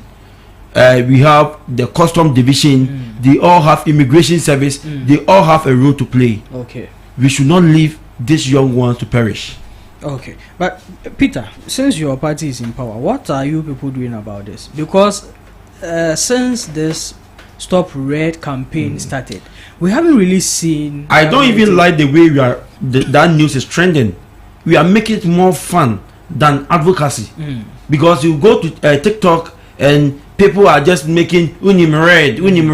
It's not solving the problem. It's making it more fun. People taking videos of people who have abused this drug, just making fun of it, just looking for likes. But there should be a conscious effort of fighting this menace in our system. Okay. We are not really seeing it very well. If you go to the hinterland, the villages, if you go to the northern part of Ghana, upper west, upper east, and look at how these youth are really abusing them. And one important is these drugs are put into vans all the way from Accra to the northern part of Ghana. So are you trying to say our immigration, our police service are not working? Even if we are going to look at it that way, which we've always looked at it from this angle, how does it get into Ghana in the first place? Through the borders. Sorry. If you go through, if you get to Aflao border, there are a lot of borders apart from the main border, the border and the mini borders. People are using it there, really bringing it from Togo through those borders, and they pay people. Wow. And one thing is, if you are an immigration officer or a custom officer and you are taking bribe, do you know where this drugs will land? It can land in your home. You can be at the port, take your bribe, that the drug will land in your home. Your child can abuse that drug. Wow. It's become a national emergency that we really need to look at, because the way it's spreading, the way it's destroying the lives of the youth especially, I don't know what makes it attractive to them, but I mean, no, do you know one thing? I would say some of them enter into this abuse of drug out of curiosity. They've heard if you take red. That's why I'm not in support of people making it fun on TikTok. Okay. You see pictures of young people who have abused this drug. Their pictures circulating on TikTok. If we do that, people, young people become too curious. They really want to check whatever video that they've watched. Is it true? So in a way, the way we've also allowed ourselves to be used by these TikTok, TikTok users to really make money out of us, because their lives give them money. Okay. So please, media houses, the police have a major role to play. Okay.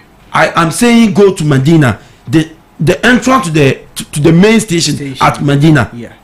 Go there. Wow. They are selling them. Wow. Go to all our stations. Last time I was at Kaswa, the main station. Yeah. People are selling it. around that public toilet in Kaswa station. Go there, see people holding the selling. So are you trying to say we don't know? We know, but some officers are also taking advantage of the system. They go and arrest them, take money from them. The next 10 minutes they come back to the street and sell. And what pains me is most of these people selling these drugs are not Ghanaians. So in this instance, on whose shoulders do you think it falls to curb this menace, to begin their fight against these drug abuse? I think they are in two folds. The first is the entering point to the country. The entering point, because we don't manufacture these drugs in Ghana, meaning it have an entering point. So the first point is how it enters through our borders. How is the custom immigration officers working at the borders? Very important. If it have gotten its way into the country, it is the work of the police service to make sure people who abuse the drugs or people who sell these drugs are being taken to the station, sent to court to be jailed. Because it's not normal. You can't go to Benin. And one thing I've heard in Medina, from a search I made about a month ago, most of this drug is being sold by these people from Benin. And a guy can tell me the police cannot do anything because they will come and arrest them. In the next 2 hours, they give them money and they come back. So our new IGP, if you are listening to us, tell your men in Medina that we are aware of what they are doing. We are aware of what they are doing. And one thing we should take note is that you can do that, but that drug can land in your home.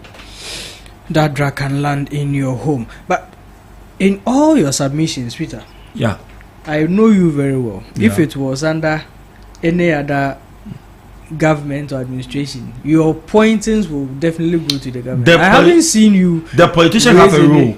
You know one thing, when you talk about government, the police fall under the executive arm of government. So when I'm talking about the IGP, the IGP was appointed by somebody. So the person who appointed the IGP is the president. So meaning the government. The government cannot be a police officer, or the president cannot be a police officer. That is why he appointed the IGP to work on his behalf. That's why I'm pushing the current IGP to work hard. And the health minister too. The health minister have started some medication. I think last month, a car containing this tramadol and one other drug were being compounded by the Ghana Health Service. I think they got bent and etc. But what I'm saying is, we have policemen always sitting on motorbikes around Medina Station. Their duty is not only to chase cars. One thing I hate is when you want me to perpetuate a crime and arrest me. Why don't you prevent it? We can prevent it. If the drivers are not supposed to load at a point, stand there, don't allow them to load. Don't wait till they load and you come and arrest them. That one I see no sense in it. That's why they also get their sponsors. So what I mean is, those standing there, they should move the motorbikes to the entrance of Medina Station. If they get there, their boys are there. Just before you enter the station, where the small booth is, they are there. They are selling. Where they take their toll. Yes. Just before you enter. It's serious. Yesterday night, I left Medina around 10:30, and when I got there, the selling of these drugs was just like buying kinky. Really? Like people were there purchasing and the painful aspect of the whole show is, right after you moving maybe just a step, you see a young guy who have abused it. So those selling it has no conscience, like looking at how it's doing to someone. A baron is any baron is money making individual who doesn't care the effect. All their interest is to make more money. Their interest is to make more money. So at the police station, they don't know the joints in Medina. They know. Well, and drug abuse is not for any home. It's not for any individual. Your son can be a victim. Sure. Because if you come to the high schools, people come to school when they report. You set their bars and you see some of the drugs. So don't think for me the person is not my son, the person is not my relative. I watched a video last time on television and I was really down. A nice young lady in school uniform who have abused these drugs and is on the floor. A lady. Wow. Very nice lady abusing drug. Has it got into that? That's why I'm saying I was happy when Honorable Nate George in the interview one interview I read, he was talking about he's going to sanitize the social media. Very important. We now, because of likes and views, we post everything on social media. Because young people are looking for money. They are looking for likes. They are looking for views. And they know they'll get money when they do that. And the effect is serious. Wow. What role do you think the IT minister, right? George, what role do you think he needs to play in all these? I believe there should be, if it's possible, there should be a bit of censorship when it comes to posting on social media, especially those who are doing business on social media. Because now likes and views is money. People want to get money on social media, so they post what people watch. They will tell you they post trend. What is trending now? If I have a video and the first view I have red, a young person who have abused drugs, I'll get a lot of views. And because of that, if I get about 1,000 views in an hour and I get 10,000 views in a day, I'm going to get money. So that's one of the things that is really boosting. Yes, so the posting, if you post preaching, it will take you 30 years to get 100 views. Do you get 10K a day? You don't. But you have nice content. But go and post red. Go and post a young lady with bees around the waist. So one thing is, the government have a role. I'm happy. Last week I saw our National Youth Authority CEO and the Youth Development Minister trying to come up with initiatives that will create more jobs. Sometimes unemployment also creates all these things. It creates this issue of drug abuse because the person have nothing to do after university, after senior high school. They think the only means that they can really use to entertain themselves is drugs. Another thing is, we have during the time of our former president, that is Nana Addo Akufo-Addo, he built a lot of astroturfs. We've locked all these astroturfs, and before these astroturfs, they were filled in the community. Community field were turned to astroturfs. When they were turned to astroturfs, the astroturfs have been locked. Why? You need to pay before you use. So the youth, as we are, we have a lot of energy in us, and if we don't have any positive path to push the energy to, you push it to the negative path. So now that your government is in power, what are you doing about some of these things, especially with the astroturf thing? I think the government need to open the astroturf for people to use, because though they will talk about maintenance, it's true. There is the need for us to get money to maintain, but I think every day there should be 3 hours, maybe 5 to maybe let's say 6 or 5 hours a day, where community members can really use it. But when they are using, there should be somebody there to guide how the usage. Because the issue is, before the astroturf there was a field, You get it? If there was a field, meaning the field was utilized by the community, that is why the government saw the need to really change those parks to astroturfs. So now, if you have astroturfs, there should be a way that the youth in that community will have the chance to use. You know, in Edukrum, just opposite the municipal assembly, we have people coming from Accra, Kaswa, to that astroturf to come and pay and use. Who do they pay to? They pay to the assembly. Okay. It's good. I'm not saying they collecting money is something bad. But what I'm saying is, what about the youth, the young ones, the 5-year-old child who can't afford to pay? How can they get access? So in this case, you are suggesting that there should be a time for the community-based people, yes, to benefit from the astroturf. Yes. But then there should be guidance because of maintenance issues. Good. Okay. Good. Because it's, and one thing I also propose to the Minister for Youth Development is we should start having youth clubs in communities. Okay. Youth clubs. We should have youth parliament in communities where young people who think they are too high can go there and do proper discussion. In years back, not even years back, as part of Ghanaian history, we have those what do you call it, Amango Ase boys who sit under the tree, discuss. Sometimes the pure politics is done under the mango tree. So why don't our leaders look at this, carve something out of it, set up community groups, set up community parliaments where we can even make our leaders accountable. If these youth parliaments are formalized under the National Youth Authority, do you know one thing?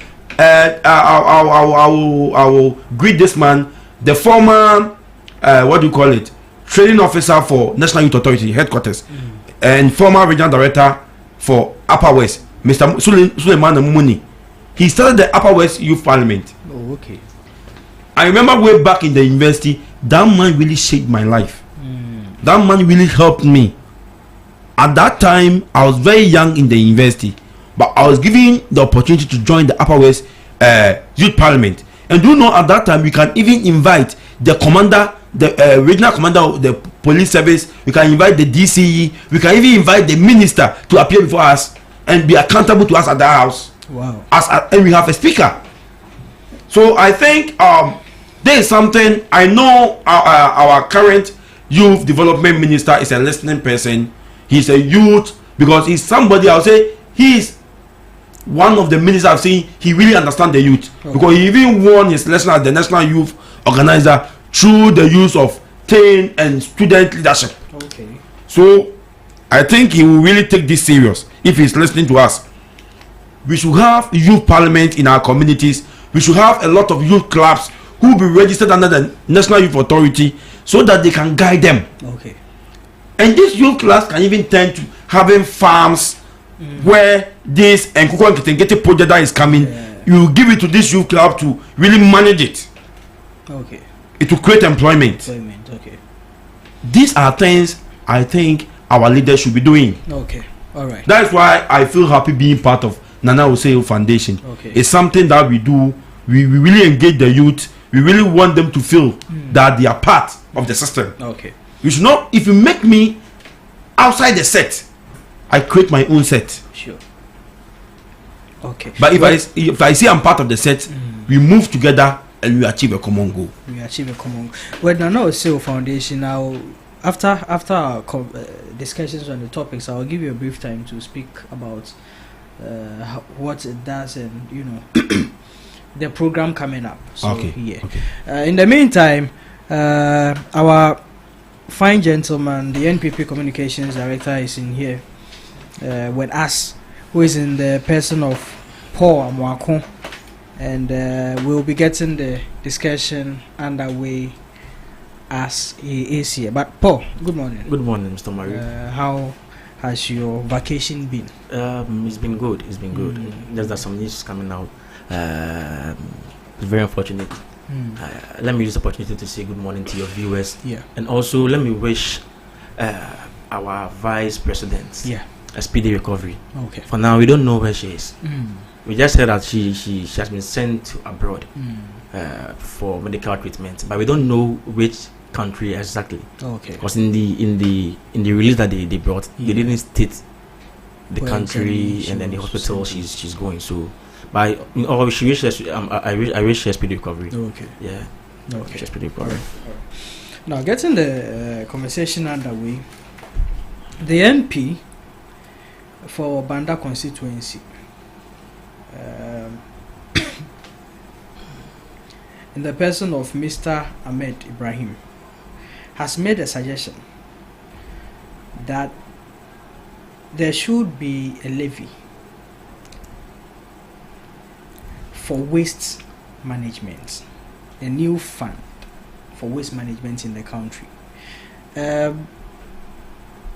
This comes after the NDC, which he is a part of, promised that there won't be any taxes under the administration and all that. So they are scrapping even some taxes that we think are not necessary. And in another way, trying to find some means to introduce some other taxes. This call, this suggestion, what does it say about their promise of not introducing taxes to the economy? Okay, thank you very much, Omari. NDC never said in our manifesto that we will never introduce tax. What we said is we are taking away nuisance taxes that are having heavy burden on people. Okay. Waste management. If you go to every assembly, they use more than 30% of their revenue on waste management. Okay. And because of that, some major development that is supposed to be done by those assemblies cannot be achieved, because waste is something very very dangerous if not manageable. But my question is, where do we get the waste from? Okay. Waste is behavioral. It's from all of us. The last time you bought the toffee, where did you chew the package? And that's me. The last time you bought that kinky, where did you throw that waste? And that's me. So the question is, if we don't change our behavior, meaning the state need to spend more, and if the state want to spend, it will come through taxes. Okay. But one way we can also control this waste is what we accept into our country. Okay. Most advanced countries sell their waste to us. Wow. Go to the harbor now, you will still see that type of ethical port TV. People still bringing them to Ghana.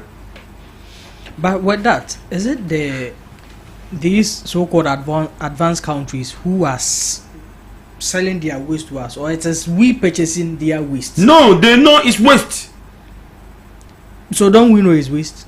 Do you know one thing? If we've ever entered into something like export, if America think a product you are bringing is not standard, they will not even allow you. It's not about they selling or buying. It can't even enter. So in this case, yes, on whose shoulders does it? Is it the country selling it to us, or is the country buying from them? It's the two. The issue is they are smart. They know we are poor. Most of the aid they give us are not things. We have universities in US and UK who send their waste books to us, to our universities in Ghana or to schools in Ghana. Sometimes the books they even bring to us, we can't use it in Ghana because the curriculum base and ours is not the same. Okay. So when we come to issue of waste, it's something that the government need to tackle. And I think issue about levy on waste should not be shared equal. Industries need to pay more. Okay. the more waste you produce, you should be paying more taxes. Okay, all right. Because beverage companies, we talk about even mining companies, and most of these, the waste they produce in the system is too much. And companies, most companies doing bottled product should be paying more. Okay. Or there should be a policy. Do you remember in early 2000, Annapurna, there was a salt called Annapurna salt. Yeah. And a little Paris biscuit. There's a biscuit called Paris biscuit. It was named after Abedi. Sounds small. They will tell you if you are able to gather 100 pieces, they will give you something. All these things were policies that governments were using to take waste out of the system. Okay. So every company using plastic should have a policy of getting their waste back. Okay. So if, let's say, if these water companies, I want to mention names, tell us, give me 100 packs and get a bus for free. Do you think we will get these packs around? No. Okay. So there's every company that produce waste to also have a sustainability policy. Okay. So that though the waste will be in the system, but they also get other ways to get the waste back. Okay. And manage it. All right. Because these water containers can be used to produce other things. But if we just leave them ajar, the effect is too high. Agricultural waste mostly don't have effect because those ones can go back to the soil and also make even our soil rich. Okay. So we should have policy. We should push industries to have policy on waste management. Okay. Every company producing things in packs, especially the rubber packs, should have a policy. All right. And with that, there can be something like a mall. Moving in a mall, you have stands there. When you are coming to the mall, come with packets of maybe bottles, get some products and send it home. Okay. And do you know if you do that, the queue that will be in Accra Mall, the queues in Accra Mall will be high. People will come there to come and dispose their waste and get something out of it. And most of the people who mostly produce a lot of the literates, those of us who can read and write, read like they take away.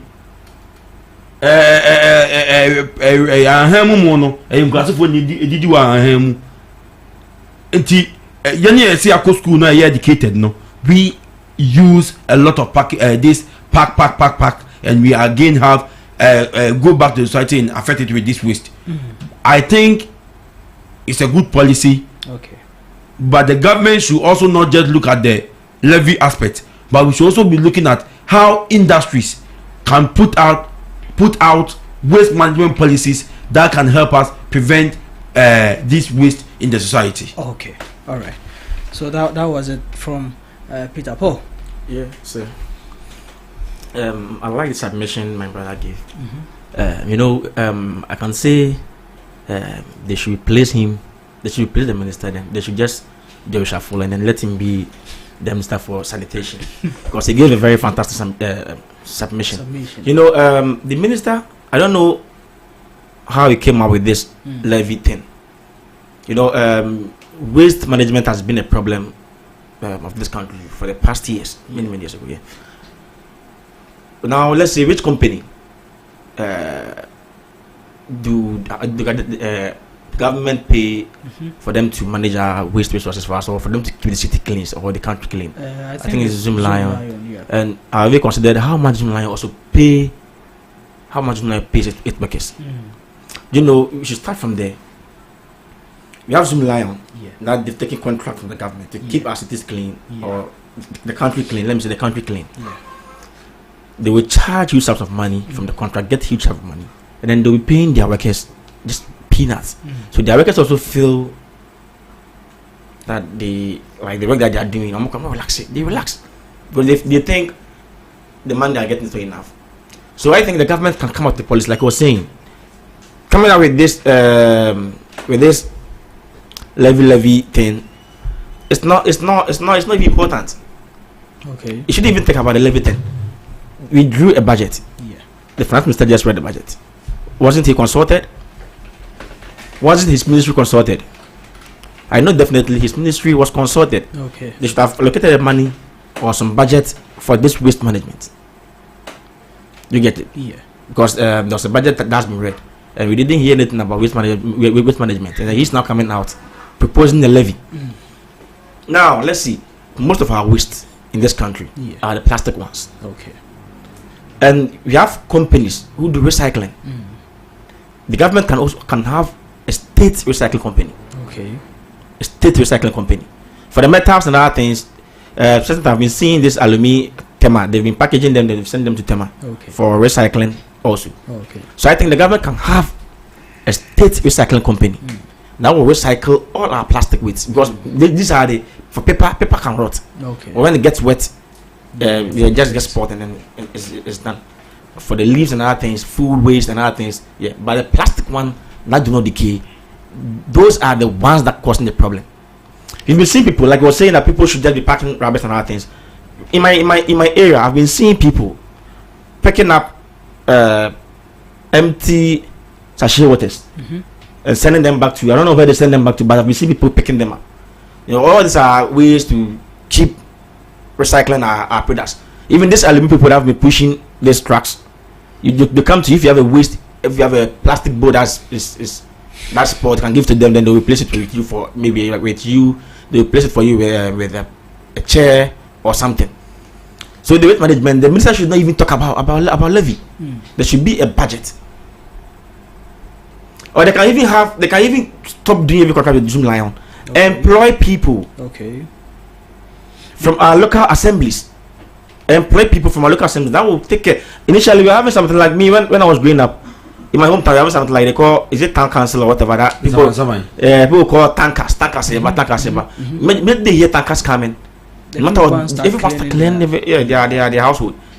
So I think they can introduce these people into the local government again. Okay. They will go around making sure that stations, markets, everywhere are kept clean, even in your house, in your houses here. Rather than this levy. Okay. This levy, how are they going to collect it? Is it through more money? How are they going to make it? And even how are we going to make sure that even this levy that they're going to take, they're going to use it for the right purpose? Yeah, you get it. Yeah, but we are here to ease burden on the people of Ghana. That's what they say. They say that like taxes, many taxes, put burden. They make Ghanaians poor. Ghanaians are poor because of what? A lot of taxes. And then you've come, you remove a lot of taxes to make them, to ease the burden on them, and then you are bringing another one. Last 2 weeks or last week, I had Honorable Muntaka Muhammad also proposed another levy. It's not like they are trying to now bring another levy to replace the ones that they've cancelled. Yeah, that's what they are trying to do now. That's what they're trying to do now. Okay. So they should be clear. So it's more of a plus two. No. To people. You come in. You that to people. Yeah. That's what they're trying to do. Okay. Because if you want to manage this waste, you are having pollution waste and other things. They will say they all need some taxes. Yeah. They get it. They are saying all these taxes, the pollution tax and other things. So if pollution tax is a nuisance tax, then waste tax is also a nuisance tax. Just budget. The ministry should sit down with a plan, with a policy that will help to curb this waste problem in this country. Okay. Instead of bringing in levy, you can bring in the levy will go. We will still find the waste here. Okay. You get so it's stuff from our local assemblies. We have the NCC. We have the information center, the National Information Center, or whatever information, Ghana Information. You can correct me here. We have this service. Information Service, National Information Service. Yeah, we have these people there. What are they doing? It's been long I've been seeing this NCC making some education items on TV or radio about this, some of these things. By those days, NCC was very active. NCC was very active. Also TV, GTV, both said that ping. Then they used some cartoons and other things to, like, it was a little bit catchy. At these days we don't see them. Okay. You get it? We don't see them. So you think the education wise also we've fallen short? We've fallen short. You might say people are going to school, they've been educated on how to even manage waste, how to keep their homes clean and other things. But when they come home, that's why I said there should be a proper policy that will start from our local assemblies. Instead of them taking a boat on, they can also take money and then leave. You get it? Okay. Yeah. People have been dumping refuse into gutters and other things. This waste. Yeah. From here to maybe from Ablekuma. Yeah. Or let me say from Pokwase coming. I saw is it only Ablekuma that I've been seeing this waste container there. Okay. So sometimes I ask myself, these people that can come to our house, that come for this our waste in our houses, where do they send them to? Fine. That place they send them to. There was really this one dumping site at Wija. I don't know if you know there or if you've heard about that dumping site at Wija. I've heard it. Near the river, the Denso River. And it's very, very serious. But if you go there, they've been picking. If you go there, when they dump the waste, they will select the plastic ones. If the plastic, they have to select the plastic ones. The one that are sachet, the one that like are bottle type, the gallon type. They'll separate them. I know they'll go and recycle them. Okay. But the government should have a policy that will guide them. Okay. Government should have its own state recycling company. Okay. That will make sure that every waste, and then people will go around carrying the waste. You know, in Amasaman, if you come here, this is a dumping site. We have a dumping site in Amasaman. We dump the waste there. We go for the plastic ones, and then we leave the one that will rot. We can let them rot. And we pick the ones that we can recycle. We know recycling, they pick them, then transfer them to the government state recycling agency. Then they also recycle them for us. Okay. You know, we should also give the policy that will encourage us to avoid using more plastic for our products. Okay. You get it? Avoiding using more plastic for our products, like paper and other things. If you can buy a food. Now people have started doing it, like the KFC and other things. Yeah. Even their bowls you can even use at home. Like some of the restaurants, the bowls that they used to serve these days. Yeah. After using it, they can put it at home and use it as a container or even as a bowl in the house also. Okay. And then they do package them in a paper bag. You get it? Like paper bag. Paper bag is very, very, very important. Yeah. Initially, the plastic bag were the ones that were helping us, but paper bag is in now. We can have a leather bag. That also leather bag use after now. You can keep it in the home and reuse it and still use it. Okay. So this part, we can have policies that can curb this waste management, but we shouldn't put another burden on Ghanaians. Okay. Yeah, we shouldn't put another burden. Okay. You came here to tell taxes are making Ghanaians poor. Okay. So we're from the levy again. Okay. Try to bring another levy. Okay. Yeah. There's one important thing that we need to note. When we are talking about levy, we should also look at the target people. Who are those going to pay? The reason why NDC said Momo levy was not good was that levy was for everybody, even including the unemployed. Okay. So this waste, as he said, levy, I in a way support, but I also think we should put in more initiatives. Where is our waste coming from? Is it not coming from our markets? Is it not coming from our stations? Those are the bits. These three areas are where mostly waste are produced, and homes. Okay. Why don't we get the way we have city guys? Let's get environmental guys in those areas. Okay. So if you have environmental guys, their duty is they will not even allow you to make the waste in the first place. Not even the waste, just combine all the waste at the same point. We have segregation containers or segregated containers. Paper materials are here, plastic materials are here, metal materials are here. Their duty, they are what? Cleaning agents in those markets, in those stations. And I know with that, I'm telling you, Ghana will go far. Okay. We need a policy, but the levy is important, but we should look at the policy that can really push us forward as a nation, so that Ghana can be the destination where sanitation in Africa, when it comes to Africa, will be number one. I know we've been there before. During the time of Prof. Mills, Ghana was touted as one of the cleanest cities in Africa and West Africa, but today we are around 30 to 40.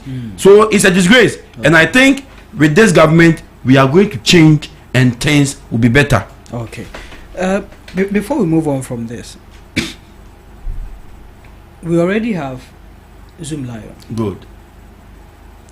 So Zoom Lion are not solving problems. They wait, you make the waste and come and sweep. That is the problem we are having. Okay. Africa, that's the major problem we are having. You should not. And Zoom Lion, they are contract workers of somebody. And but their contract is with the government. Right? No, the company itself has a contract. No, that policy is our former president who introduced Zoom Lion. I think Zoom Lion into the system. Before then, all the assemblies have their own waste management company they work with. But during the time of Kufuor, we made Zoom Lion a central point. So the whole Ghana, he have contract with every municipal or district metropolitan assembly, MMDCs. He have contract with all of them. So in every district, in every municipality, you have Zoom Lion. And that is too monopolistic. Why you allow one person to control the whole waste? And you know that man, he's also smart. Now you have assembly planties, now doing recycling. He's being paid to clean the trash.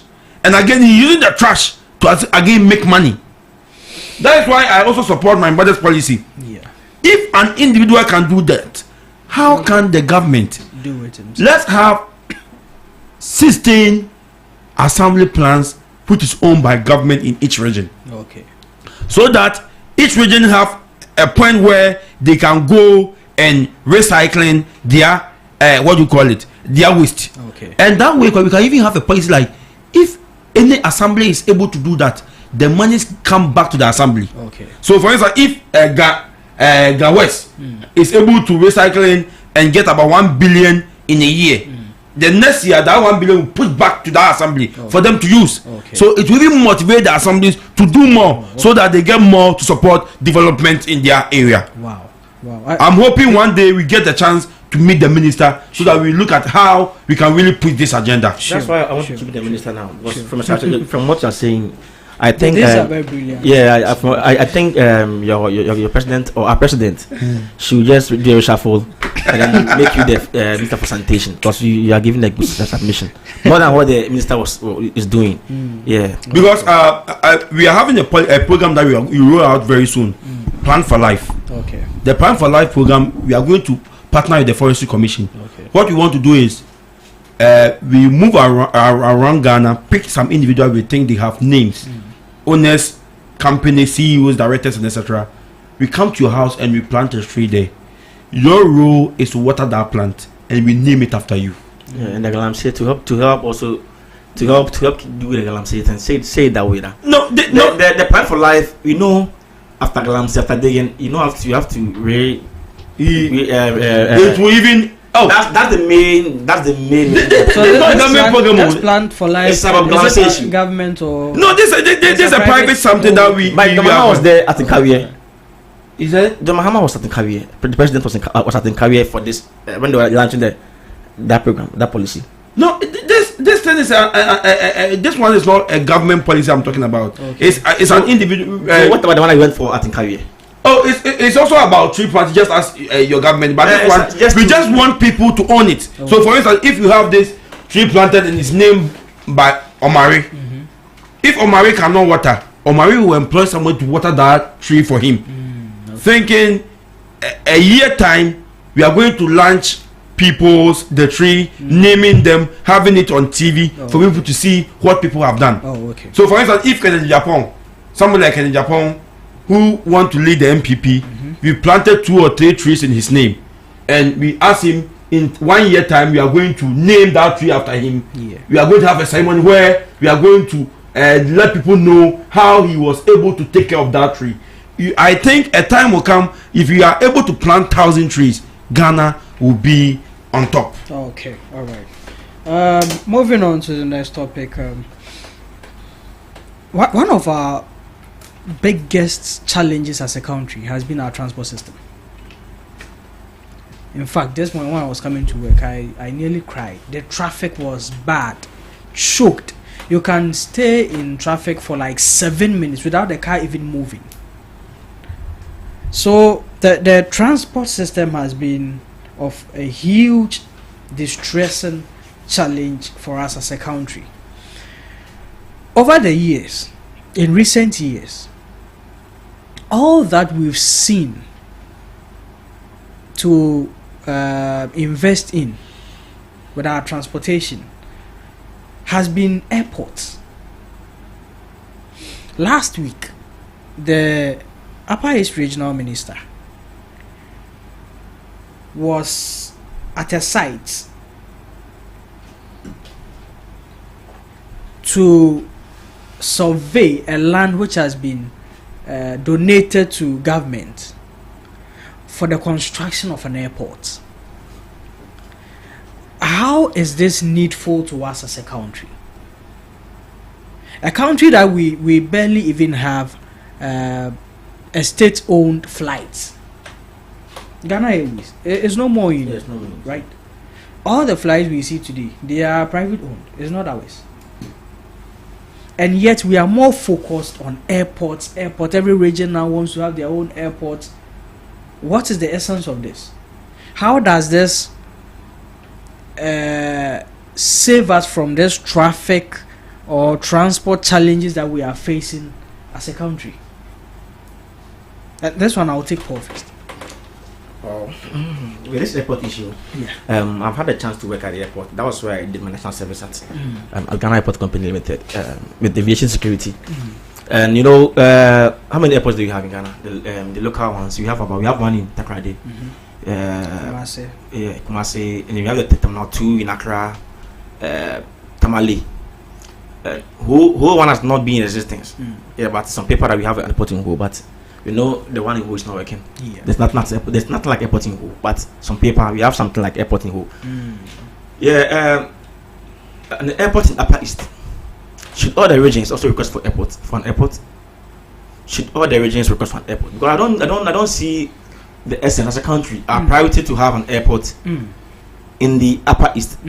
Ask yourself, how many people can afford? How many people from the Upper East can afford ticket the flight or ticket money? A flight from maybe Upper East to Bogatanga to maybe Accra. How many of them? We have one airport in Sunyani. You ask yourself, how many times do even plane or flights move from Sunyani Airport to Terminal 2 or Kotoka International Airport here? How many times? Sunyani. This means people cannot afford the ticket money. So mostly they go by buses. You get it? The airport at Tamale can serve as an airport for the 6 northern regions. What they need now is a railway system, a good railway system. Like, you know, when you get to Tamale Airport, you can join the train, and then train is affordable. You can join the train from Tamale to Upper East, to Upper West, to Savannah, to Northeast, and all the other 6 regions in the northern region, in the northern sector. So that should be our priority as a country now. The railway system, that should be where we should focus on. But the airport, if you have to effect of an airport and at Upper East, those at Upper West also request for an airport. Because from Tamale to Upper West, the majority thing is a little bit far. So I think the railway system, because the majority Ghanaians cannot afford this ticket money. Maybe the minister or the MP was proposing can afford the ticket money. You get it? But the majority Ghanaians who are in Upper East cannot afford the ticket money.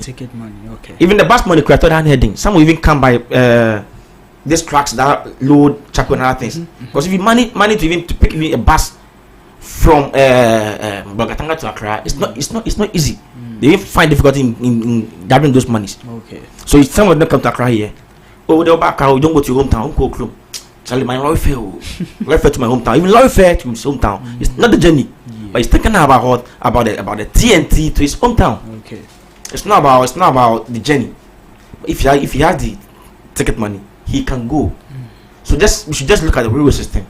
You go to Tamale Airport, you move from Tamale Airport, you go to Tamale, maybe it's Central Market is around the station. There'll be a railway station there. Now you can pick a train to Bogatanga, you can pick a train to you can pick a train to all the other regions.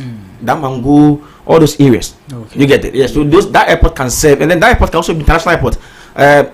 Tamale Airport now flight can move from Tamale Airport to other country.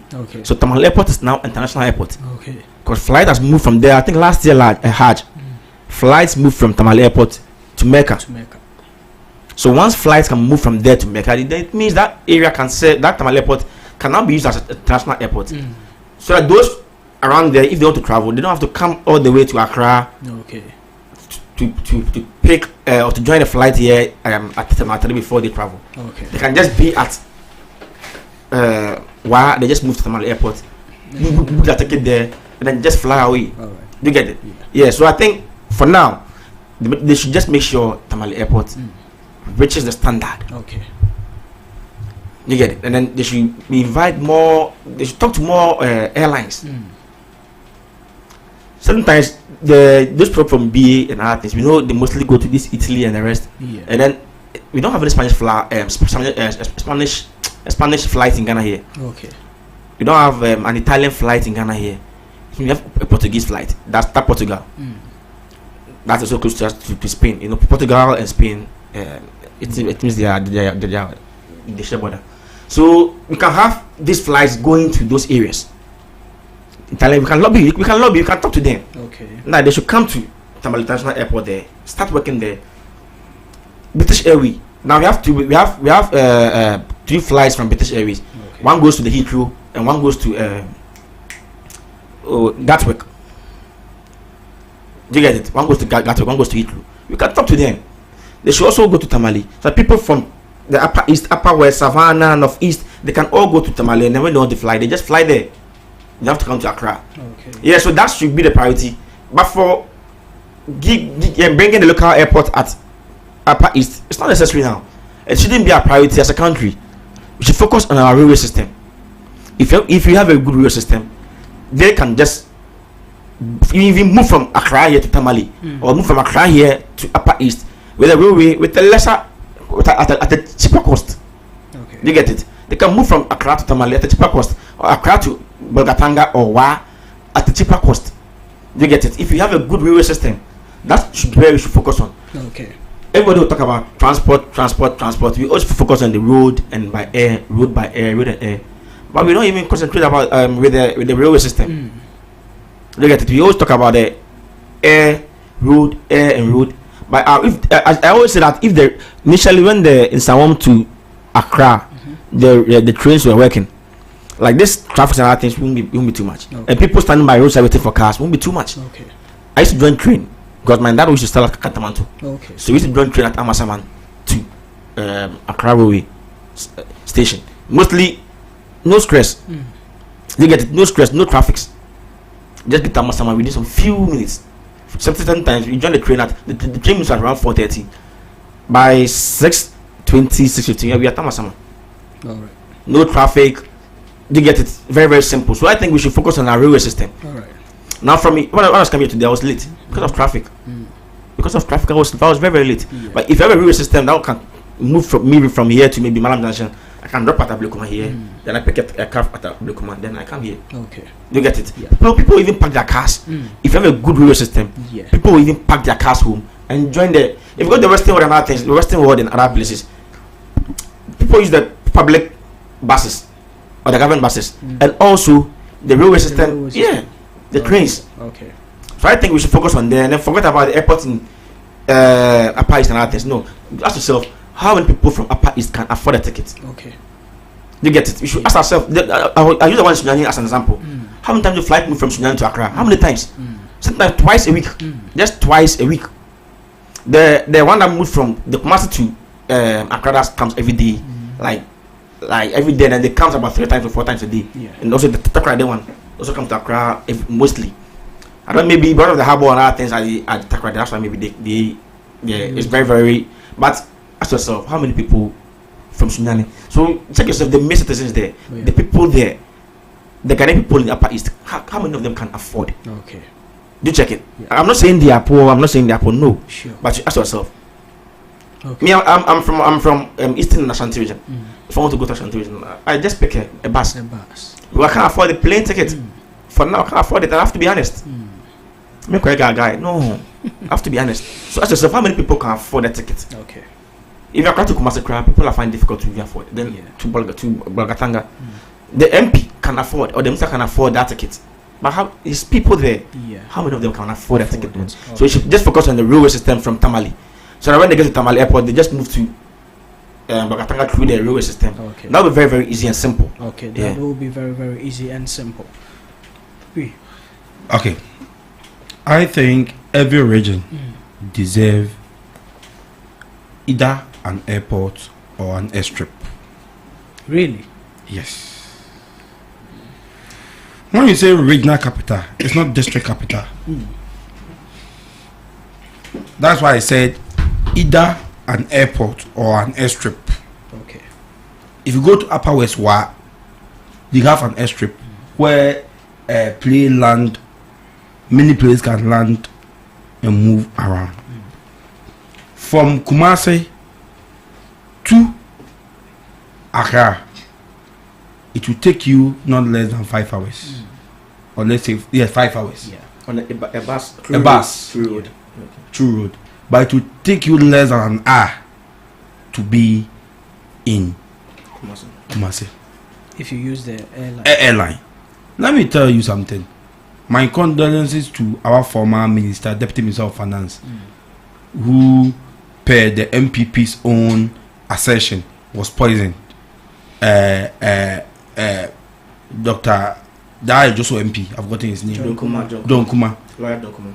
Don Kuma died because they didn't use the flight. Because checking from the distance where he died from Ejoso to the town where he died, if they have used the plane, he will be in Accra. Because they were rushing him for emergency treatment. But I don't know if from Ejoso to Tamale Airport, from Ejoso to Kumasi Airport also, if he would die. No, what I'm saying is, per the distance, he didn't die in Ejoso. He died on his way to Accra. The distance from that place to where he died is more than 25 minutes, 30 minutes. And by that time, he will land in Accra. No, I won't support that because John Kuma can afford a flight ticket. If John Kuma the explanation given was they were not willing to use the air because it will break that news that he's not well. So they were just trying to hide. No, what I'm trying to I'm giving an analogy, trying to say that's why I said either an airport or an airstrip. The airstrip is just a landing site where the army planes can land. Let me tell you, sometimes it's also security reasons. Excuse me to say that our northern part indirectly have tended to be a bit of a conflict zone in Ghana. And for that reason, it is very important that each of the regions have an airport or an airstrip. Why? Anything can happen. Even a president can visit any of these regions, and they will be the conflict there may be very massive. If he really want to move, it will not be easy. But the president's moving won't be easy. What about the people there? No, I'm coming. We know we are all important, but we are not all equal. Okay. Fair. We are all important, but we are not all equal. Sure. So the priority should go to the majority who are important. What we mean is the Upper East deserve, and if you take your time and read the story, the minister went and inspect a land that have been given to them to construct an airport. It's important. It's a state asset. Okay. But Peter, looking at where we are as a country, development doesn't come easy. And let me tell you something. Yesterday I was with one of the influential man Ghana have ever had. I was with him almost throughout my whole day. The man told me yesterday that, can I see this car? That is Lincoln. He told me that car is, I think the age is 20 something. It's about 10 years old.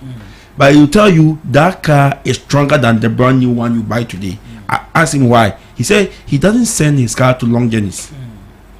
Anytime he's moving from Kumasi, when he was in active service, Accra to Kumasi, he used air. He thinks he needs to work. He said when he's in the plane, he can start work. By the time he lands in maybe Kumasi, the work is halfway done. So the 5 hours he will use from Kumasi, Accra to Kumasi, he will use less than an hour, start work, and even complete the whole business, come back. By that time, the car from Kumasi to Accra have not still got into Kumasi. leaders need to have vision. Upper East is now growing. Do you know they've now discovered gold and other minerals in the Upper East region? So airport is not just building the airport. As towns develop, as resources have been discovered, these people are going to move in their numbers to Upper East. And now that we have the gold board that is going to be regulated by government, we are going to have formal way of mining. People want to move from Accra to Upper East. It's good they have if not even an airport, an airstrip. Upper West have an airstrip. Okay. If you've ever been to Upper West they have an airstrip where planes can land. The argument of airports being needed is not a bad idea. Yes. Having an airport in the region. Yes. But the argument is, yes, what do we need most now? We are a developing country. Yes. A railway, yes, which can serve almost everyone, yes, because of its affordability. That is why I was happy when the former administration started that airplane that they tell us is going to move in the sky. That the sky what trains. At the end of the day, monies were paid. The work was not done. So I was happy. My brother was talking about train. I was happy, but monies were paid. Even for my checks, some of the companies they talk about does not exist, but money were paid. So sometimes I'm not saying if the minister says they need it doesn't mean they need it now. Governance is more, it's bigger than what you see now. It's a vision. The thing is, they need it. Even if it's 20 years, they need it. Okay. So what the minister have done, I will say thank you. He have secured a land for them, because now people have now given out land for them to be used. Even if they start an airstrip where planes can be landing, military planes and mini helicopters can be landing, it's something. If you've ever gotten a relative who is seriously sick, that they need to fly the person from Upper East to Accra, you will not say no. Okay. I remember I had one video from Isu Danaba. He is in Bolga. He said one of his pastors was seriously sick. Something like that, and he need to call the former president. It was the time of, I think, Mahama. During the time of President Mahama, he need to call the president, and the president allocated an helicopter to meet them in Tamale to send the pastor to Accra to save the life. What I mean is, I support we should have priorities. In economics, there's something we call scale of preference. Scale of preference means that as an individual, as an entity, you have a lot of needs and you have a lot of wants. There's a difference between a need and a want. You need it, you want it. Needs are very important. So in your scale of preference, you put the most important on top of the table and the less important at the bottom. So Upper East as a region have airport as part of their plans. But maybe if you get close to the minister, you get to know on their scale of preference, the airport is not number one. But it's one of the needs that they need as a region. Because airports are very important.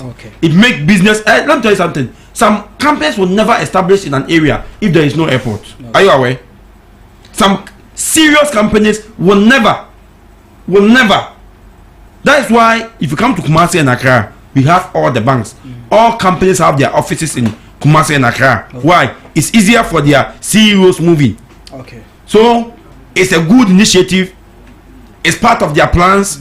It's a vision that they are pushing. Every region deserve either an airport or an airstrip. Like was saying, there have been railway system, SkyTrain, and the money going. Yeah, now MPP is out of power. Whatever we did, we are out of power now. So the minister should not. We should not be saying MPP didn't do this. So now we shouldn't talk about the railway system. No, we're not in power now. Then Ghanaians, you campaign on this. Then Ghanaians choose you over us. Now you're in power now. You were saying somebody was sick and was supposed to fly to Accra for treatment, for medical treatment. They can equally have hospitals in Upper East that will treat them. There's no need for them to even move from Upper East to Accra here. So the priority now You said they need an airport, but not now. The minister should fight for what the people need now, not what they will need later. You should fight for what the majority of the people in Upper East needs now. That's the most important thing now. You get it? Yeah, we are developing a nation. Okay. At small, all the regions will get an airport. We've been having most of our minerals and other things also from the western north also. But they're not fighting for an airport now. Because they know what the people need now. It's not an airport now. Okay. Fight for what they need now. What they need now. It should be your priority. Okay. The minister had a chance to speak or to make a proposal, and then he's proposing for an airport. Okay. Meanwhile, there are certain things that his people. He was inspecting the land for an airport, not. Okay, he was inspecting the land for an airport. Nice. And then fine. There are many things that he needs now. Let's say they need an airport, but not now. If it's not now, focus on what they need now. Okay. It's simple. All right. So if the fact that we need airport not now, if a chief is donating a land for an airport, we reject it. No. Okay. That is a leader and visionary leader. I didn't say should I take the land. Take the land by focus on what they need now.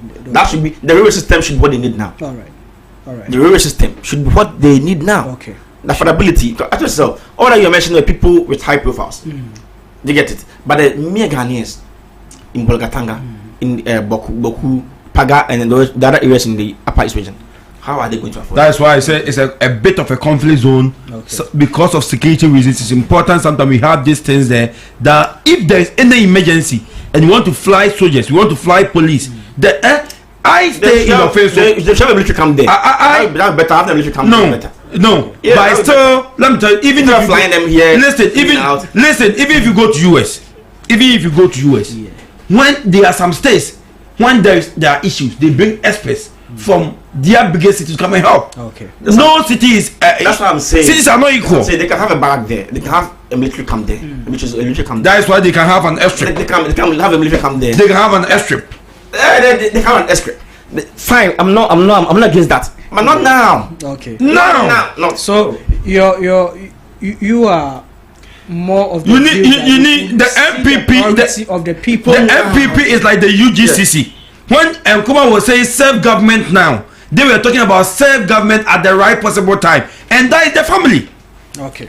You're saying they don't need it now. You're saying they don't need the airport now, but they need it, but not now. Okay. But if not now, let's focus on what the people need now. That's what I'm saying.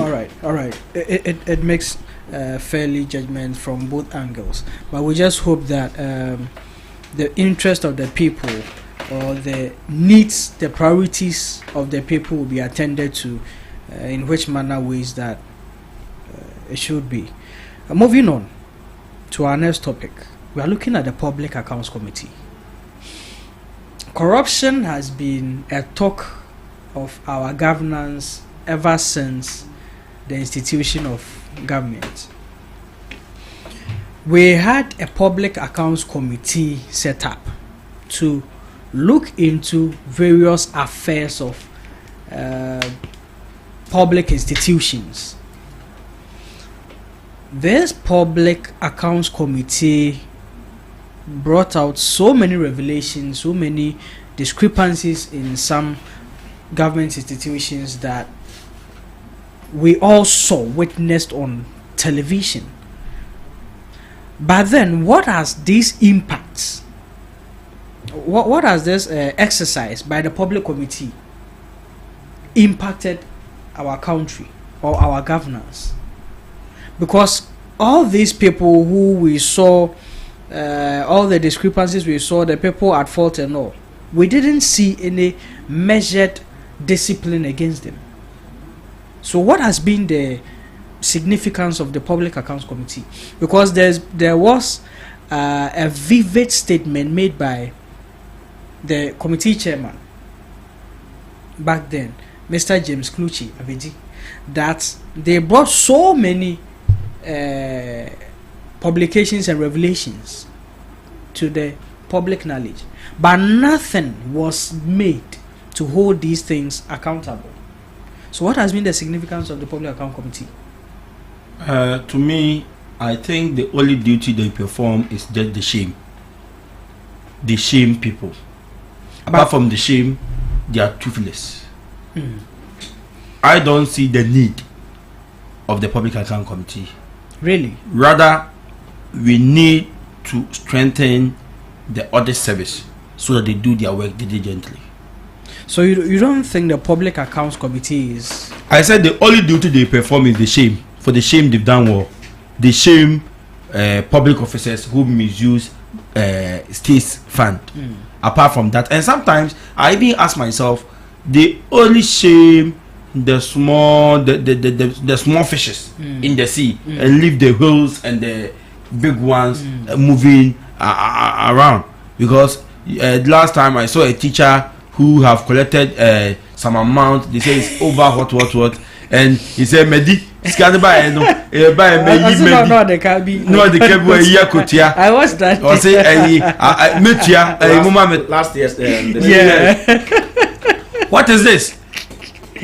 Whilst just did a Communal Dubois what this revelation that came out this Dubois but Dubois wasn't brought to no, I'm coming.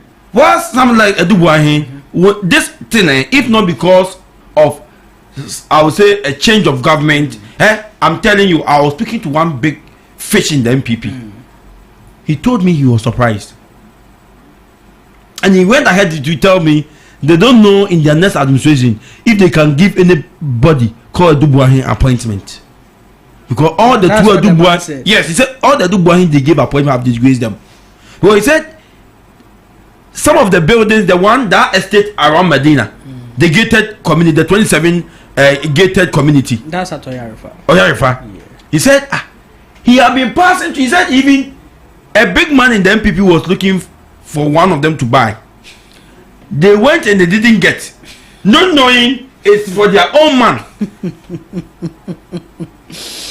No, sometimes this is a big fish, because if that teacher, the total amount that he consumed is not up to 1% of what Dubois have done. And this thing, I will tell you, it will never, because this one cannot be discovered by auditors. Because everything is clean. Open another company is different from, if you go and audit his company, everything will be okay. The issue is, to me, Public Account Committee, I don't think it's necessary. Okay. Because they even come and do party politics at the committee level. The NDC people will be at one side, where the MPP will also be at one side. They only come together if they get a poor teacher. Okay. They only come together if they get a poor nurse. Why concern about teachers? Oh, I'm a teacher. Yes, they only come together because they've gotten that small fish that have no backing. That even just a hook and line can pick it out. They attack the teacher and make him zero. Okay. My issue is the audit service should be strengthened. Okay. They should give them the power to send people direct to court, not through the Attorney General. Okay. Just like the this in Saman people you mentioned, town council. They also they have the power to send you to court. Yeah. They can prosecute you. So they should give that power to the Auditor General. Okay. So that he can have that power to take people direct to court, not going through the what do you call it? But the Public Accounts Committee. I hope Mahama will do it. I know some of the big ways in the NDC is listening to me. Okay. I want Mahama to establish corruption courts. Okay. And with the corruption court, people are sent there because of corruption. Okay. So that the special prosecutor will not go through the Attorney General for advice and etc. If he thinks you are corrupt, we take you straight to the corruption court and you are dealt with. Okay. All right.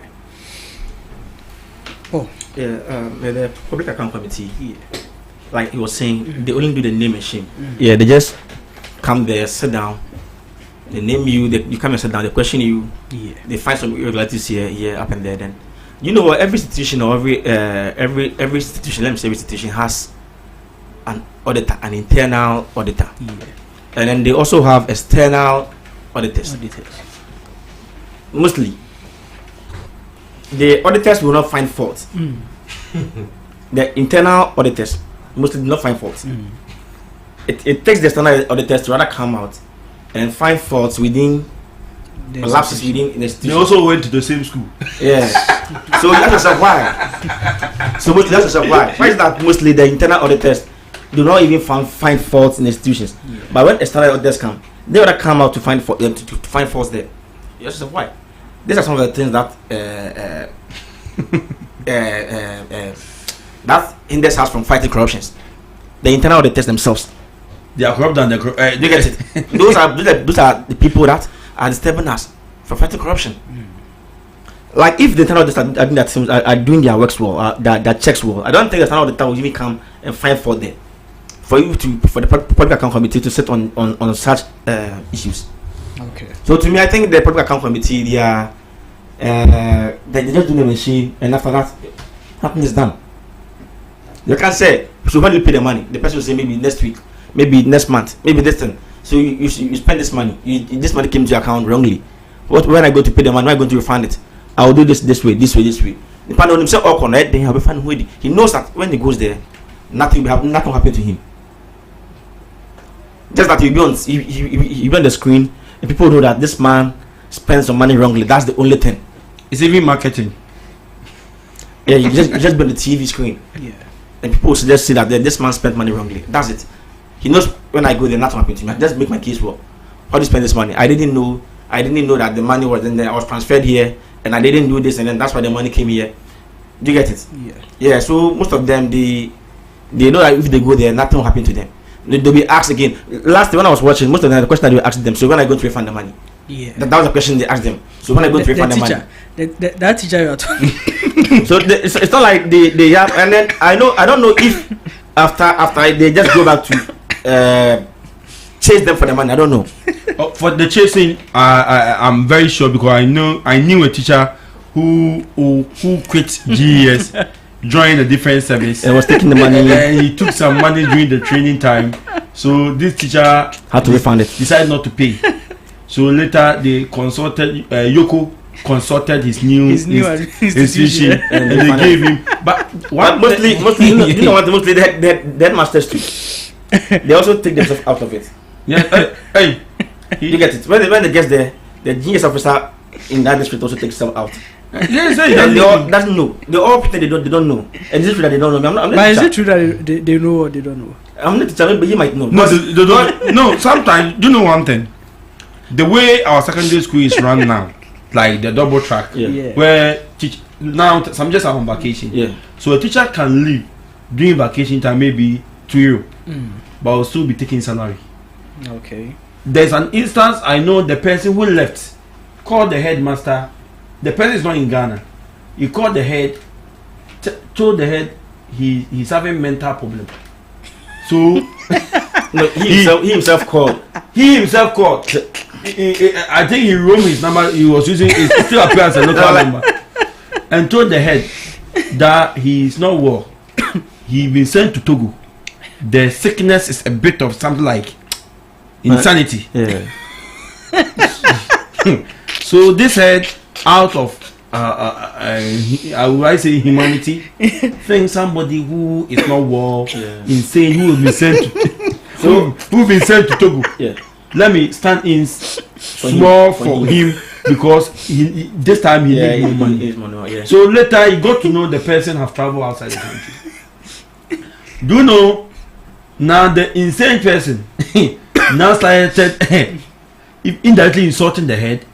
Got to a time or not the insane person is not picking the course again. Now the number have learned to be a foreign number that if you call they are telling you it does not exist. No, but sometimes to me, one thing I believe in, we should find a way of trying to be truthful. Okay, but see, with this whole thing, I know you think that maybe the Public Accounts Committee wasn't necessary, but I think they did a fantastic job.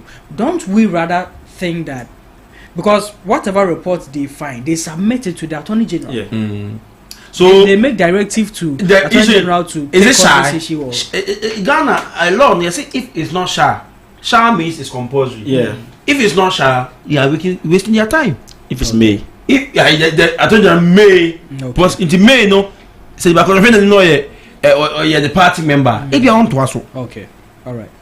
Me want to say all these things behavioral. Ghana for Yusubanya. I was saying, police were corrupt, but police were corrupt. Police never will be able to move his kada. There any new police in know his car say. Who is first corrupt? It's the individual. Okay. Corruption start from the down. Yes. From the bottom. So we should the auditors here there should be very serious. Okay. The internal ones especially. Okay. They should be very, very serious. Like anytime I see this thing, like the public account setting, and then they come out with some revelations. I ask myself, so the auditors in that institutions. So how do they feel after? Let me tell you, I'll not mention the name of the institution. I know somebody who is an internal auditor, but he's a guru boy in that institution. Just imagine.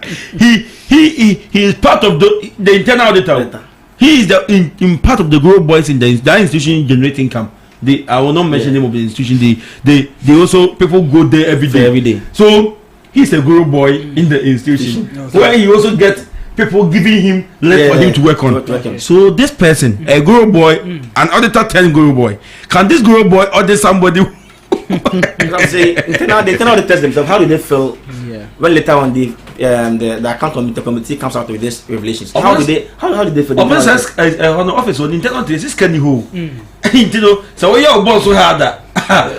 Boss more. Yeah, that's what it. Mostly, I have a conversation with one person. I had a chat with one man about this internal auditor. It's an auditor. And I've seen him.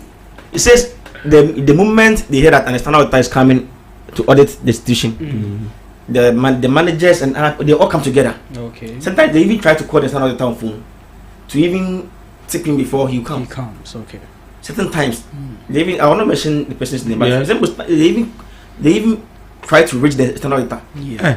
Have you ever seen an external auditor institution, the fufu and the kind of meat the person will be eating? The treatment that they'll give him. But if he comes, okay. Now, unya the intimo the cause unaka se mini dia no so akwe wa say. That's it. So the phone call will start. Yeah. We start on the phone call, having like the friendship will start on the phone call. I learned you are coming here on this day. Oh, okay. Yeah, you get it. A full money and everything. They will. This issue I don't want to talk about because if I want to talk, I have a lot of examples to say. Do you know somebody from a very good source told me before you even appear before the public account committee, there are some guru boys there. In the account committee. I'm telling you. Please, I'm not ready for national security. Right now, if you make any allegation, they just call you. No, it's not the call. No, what I mean is, the big fish. How many times do you see the big men? Because the money that they talk about is 10,000, 20,000, 30,000. But somebody who owns a whole gated community. Community wise own. You've come out the revelations. Let's charge him. Then let's move on. It's okay. We are done with the. Let's charge him. Let's move on. Since we are on this corruption act and all that, how to shame them and whatever. Our last topic is on that particular thing. The Speaker of Parliament has proposed a vultures award to expose the corrupt officials in government. Yes, it's good. Really. Let me tell you something. I'll use him again. How using him? I'm coming. No, not using him. It's not allegations. No, I'm also based on the allegations. It's an alleged. Based on the alleged information we are having. Okay. Is that man is he a minister? No. Okay. He's more like a civil servant. Okay. I don't think he might be MPP. He might. I don't want to. He might be MPP. But I will never think Akufo-Addo appointed him to the position because he's just an MPP. Okay. They brought him because of the expertise that he was having. Okay. Let me tell you, most of the big wins in MPP were surprised when they heard that let's assume the allegation that Attorney General came out with. And some of the allegations are true. Okay. The gated community, we all know. This one here flat. But I know when it's being charged and defends himself and then when he's being found guilty, that's why you can say but the issue is if we know clear that government money have been transferred into a company, how will a CEO name a company just like the name of the state-owned company? Is it not wrong? How can your own company have contract in your same department? It's wrong. No. Conflict of interest. Okay. All right. So then let's take away the corruption. You think let's award scheme? So what I mean is, all these are sort of corruption. Okay. It's like if your manager asks you to get hosts on the show, and I'm your junior brother, and this host is going to pay them every month 10,000 Ghana cedi. That is very juicy. Yeah. You computer, there's a new program. My boss is saying, I'm not bringing you because you're an expert, but I'm bringing you because you're my brother. Come on the show and get this, and I also you give me something. It's corruption. Okay. Corruption? No. Even we have corruption thinking. Corruption none yes can be Peter. Yeah. This award. See, all we are talking. Let's say, for instance, I get myself into some corrupt act. Yes. Then I get about some $7 million somewhere. As somebody got and bought some 27 houses. Yes. And you are saying that you are just giving me an expose award. I'll just go away with the money. No. What is that going to? No. I mean, I've got $7 million. What is an award? You are not getting the point. Let me tell you something. Some people have really faced consequences of their behavior years after those actions. Let me tell you this. The allegation against this Kobina Dubois, if they are true, let me use if they are true, he is a young man and he's a part of a political party, let's say the MPP.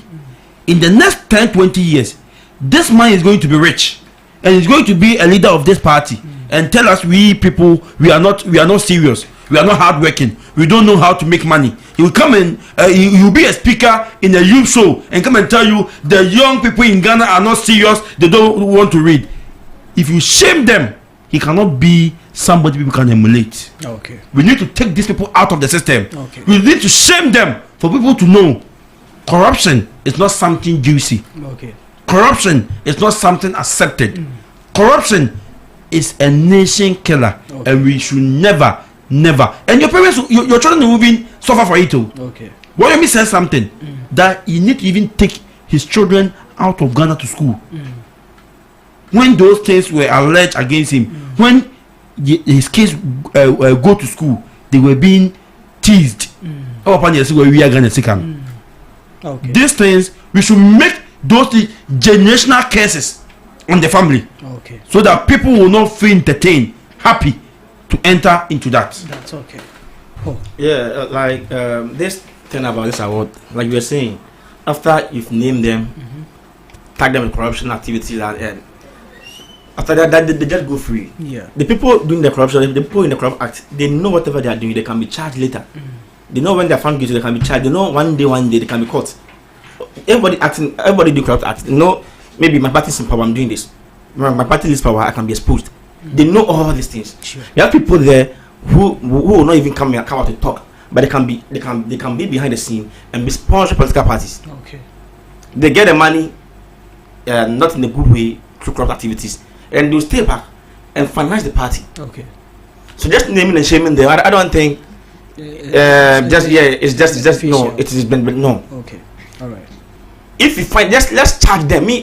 Just charge them and jail them. That's it. Them. You see that you recover the loot or you jail them. Okay. It's just simple. Okay. But jailment also, if the person doesn't pay the money back and you jail the person only I don't believe in jail. Seize the person's property. Okay. Yes. Get that gated community people can people can make properties not in their names. Okay. Not in, before you realize can make properties not even in his names. No, okay. But people are there. So once you come out seizing the properties, they know that, oh fine, now these days if I start making properties when I'm being caught, they all be seized. Okay. Then why don't I make the properties in my sister's name, my brother's name? Okay. Or maybe in my daughter's name. They can have children outside the country. They can have a company outside anywhere. Okay. So the question is, the thing is, prosecute them. Why they can't recover the loot? Why they can't recover whatever they've taken? Just prosecute them. Let them face the law. Okay. That's it. Naming them, then go away. Won't change anything. Won't change anything. Okay. So I think this award, you can honor the men of integrity in this country. That's fine. You can honor them. But this one is not this honor. This not honor. This award. By award, and awards are a form of honor. No, when you were in a basic school, we have a way of hanging snail hairs around people's neck. It's an award, but that award, are you happy with it? I said you can award people of integrity. I said you can honor people of integrity. Okay. People with integrity. People who know this particular person has been awarded or has been honored. Okay. So why don't I also try to reach that height that can also be honored. You can do that. Vultures Award. Yeah, I think it's not really. I'm even Nate George and Okuta Blocker. I know you people are fine gentlemen. I want you to introduce this law where people can be questioned on their properties. Okay. You can't just be. This time you can meet a 20-year boy sitting in a car worth about 20 billion. What kind of common sense is that? Where is the person working? No, we should be no. It's out of common. I'm coming. Last I was telling you that I know people who are raising estates. They're not government officials. They have money raising estates. Where are they getting the money from? Source of their money. I'm telling you this thing. But they might have rich. Every money should be. That's why I'm coming. If let me tell you, I'm a teacher. I take and you have only 1 minute. I'm coming. I take less than 5,000. Though I also do other activities. If my son is owning a gated community in Oyarifa, and you say because the father is a teacher, it's out of common sense. I said what I've known. Rich parents. No. What? So that's when what my guy was saying. These rich corrupt parents give money to their young guys to be buying cars, not in their name, but in their son's name. Okay. You can now trade the source of the funds. Okay. But like, it's a good call. Let me end it. It's a good call. I'm ending it to 30 seconds. Yeah, it's a good call. Asking another black one and some Joe to push for that agenda. Yeah, to push for that agenda, to have to question people how, and then you should also question themselves also on how full-time politicians are rented at airport hills. Their wives are working. How they're able to afford it's been an interesting this guy is sounding Peter, please. Do you know? I know. I know. Blockers in-law. Peter, he's one of the richest man in Upper West region. Get it? Richest man. So, and he have one of the biggest schools. He have one of the biggest schools in Upper West. If you go there's a school called Danibo. That's also rich. Danibo. If you question a black have more than 2,000 students. I'm taking your microphones off. I'm taking your microphones off. It has been an interesting morning on the discussions on Ghana Talks Breakfast Show with my fine gentlemen Peter Adai and then Paul Amwako. They will be coming your way every Wednesday as usual to bring us some of these inciting and exciting conversations. Gentlemen, thank you very much. But before I leave you to go, Peter, I'm giving you 4 minutes. No, 3 minutes. Okay. To talk about ANOSM Foundation. Yeah, this coming 10th of April, we are having a very nice lunch at British Council. Okay. Nana Oseo Foundation, or Nana Oseo first is a chief from Okuapem. He's the Sompahini for Okuapehini. Okay. This man, if you go through his CV, is a very powerful man who have really influenced Ghana Lottery. He's the first marketing. He even introduced marketing into Ghana Lottery. Okay. This man is now on pension, and he thinks with all the experience he's gathered, he need to give back to the society. Okay. So he have founded the Nana Oseo Foundation. Its main aim is to empower the youth and help in community development. Okay. Not only in Akuapem, but throughout Ghana. Okay. On the 10th of April, this Nana Oseo Foundation will be launched. Sure. We are calling for investors, sponsors who really want to come on board to help this organization. Okay. I'm telling you, the organization is not for money making, but the main aim is to solve that problem of drug abuse, that problem of unemployment. And if we all support this good cause, Ghana will be well reset. Okay. All right. Thank you very much for that. So on the 10th of April, ANOSM Foundation will be launched. They will be having official launch. We will be having. I'm actually the PRO for that organization. So on 10th April, I'll be representing Ghana Talks Radio. Will be representing, and so watch out for us. Nana Oseo Foundation coming with a change in community and development. Thank you for making time with us. Paul, anyone you would want to Oh, yeah.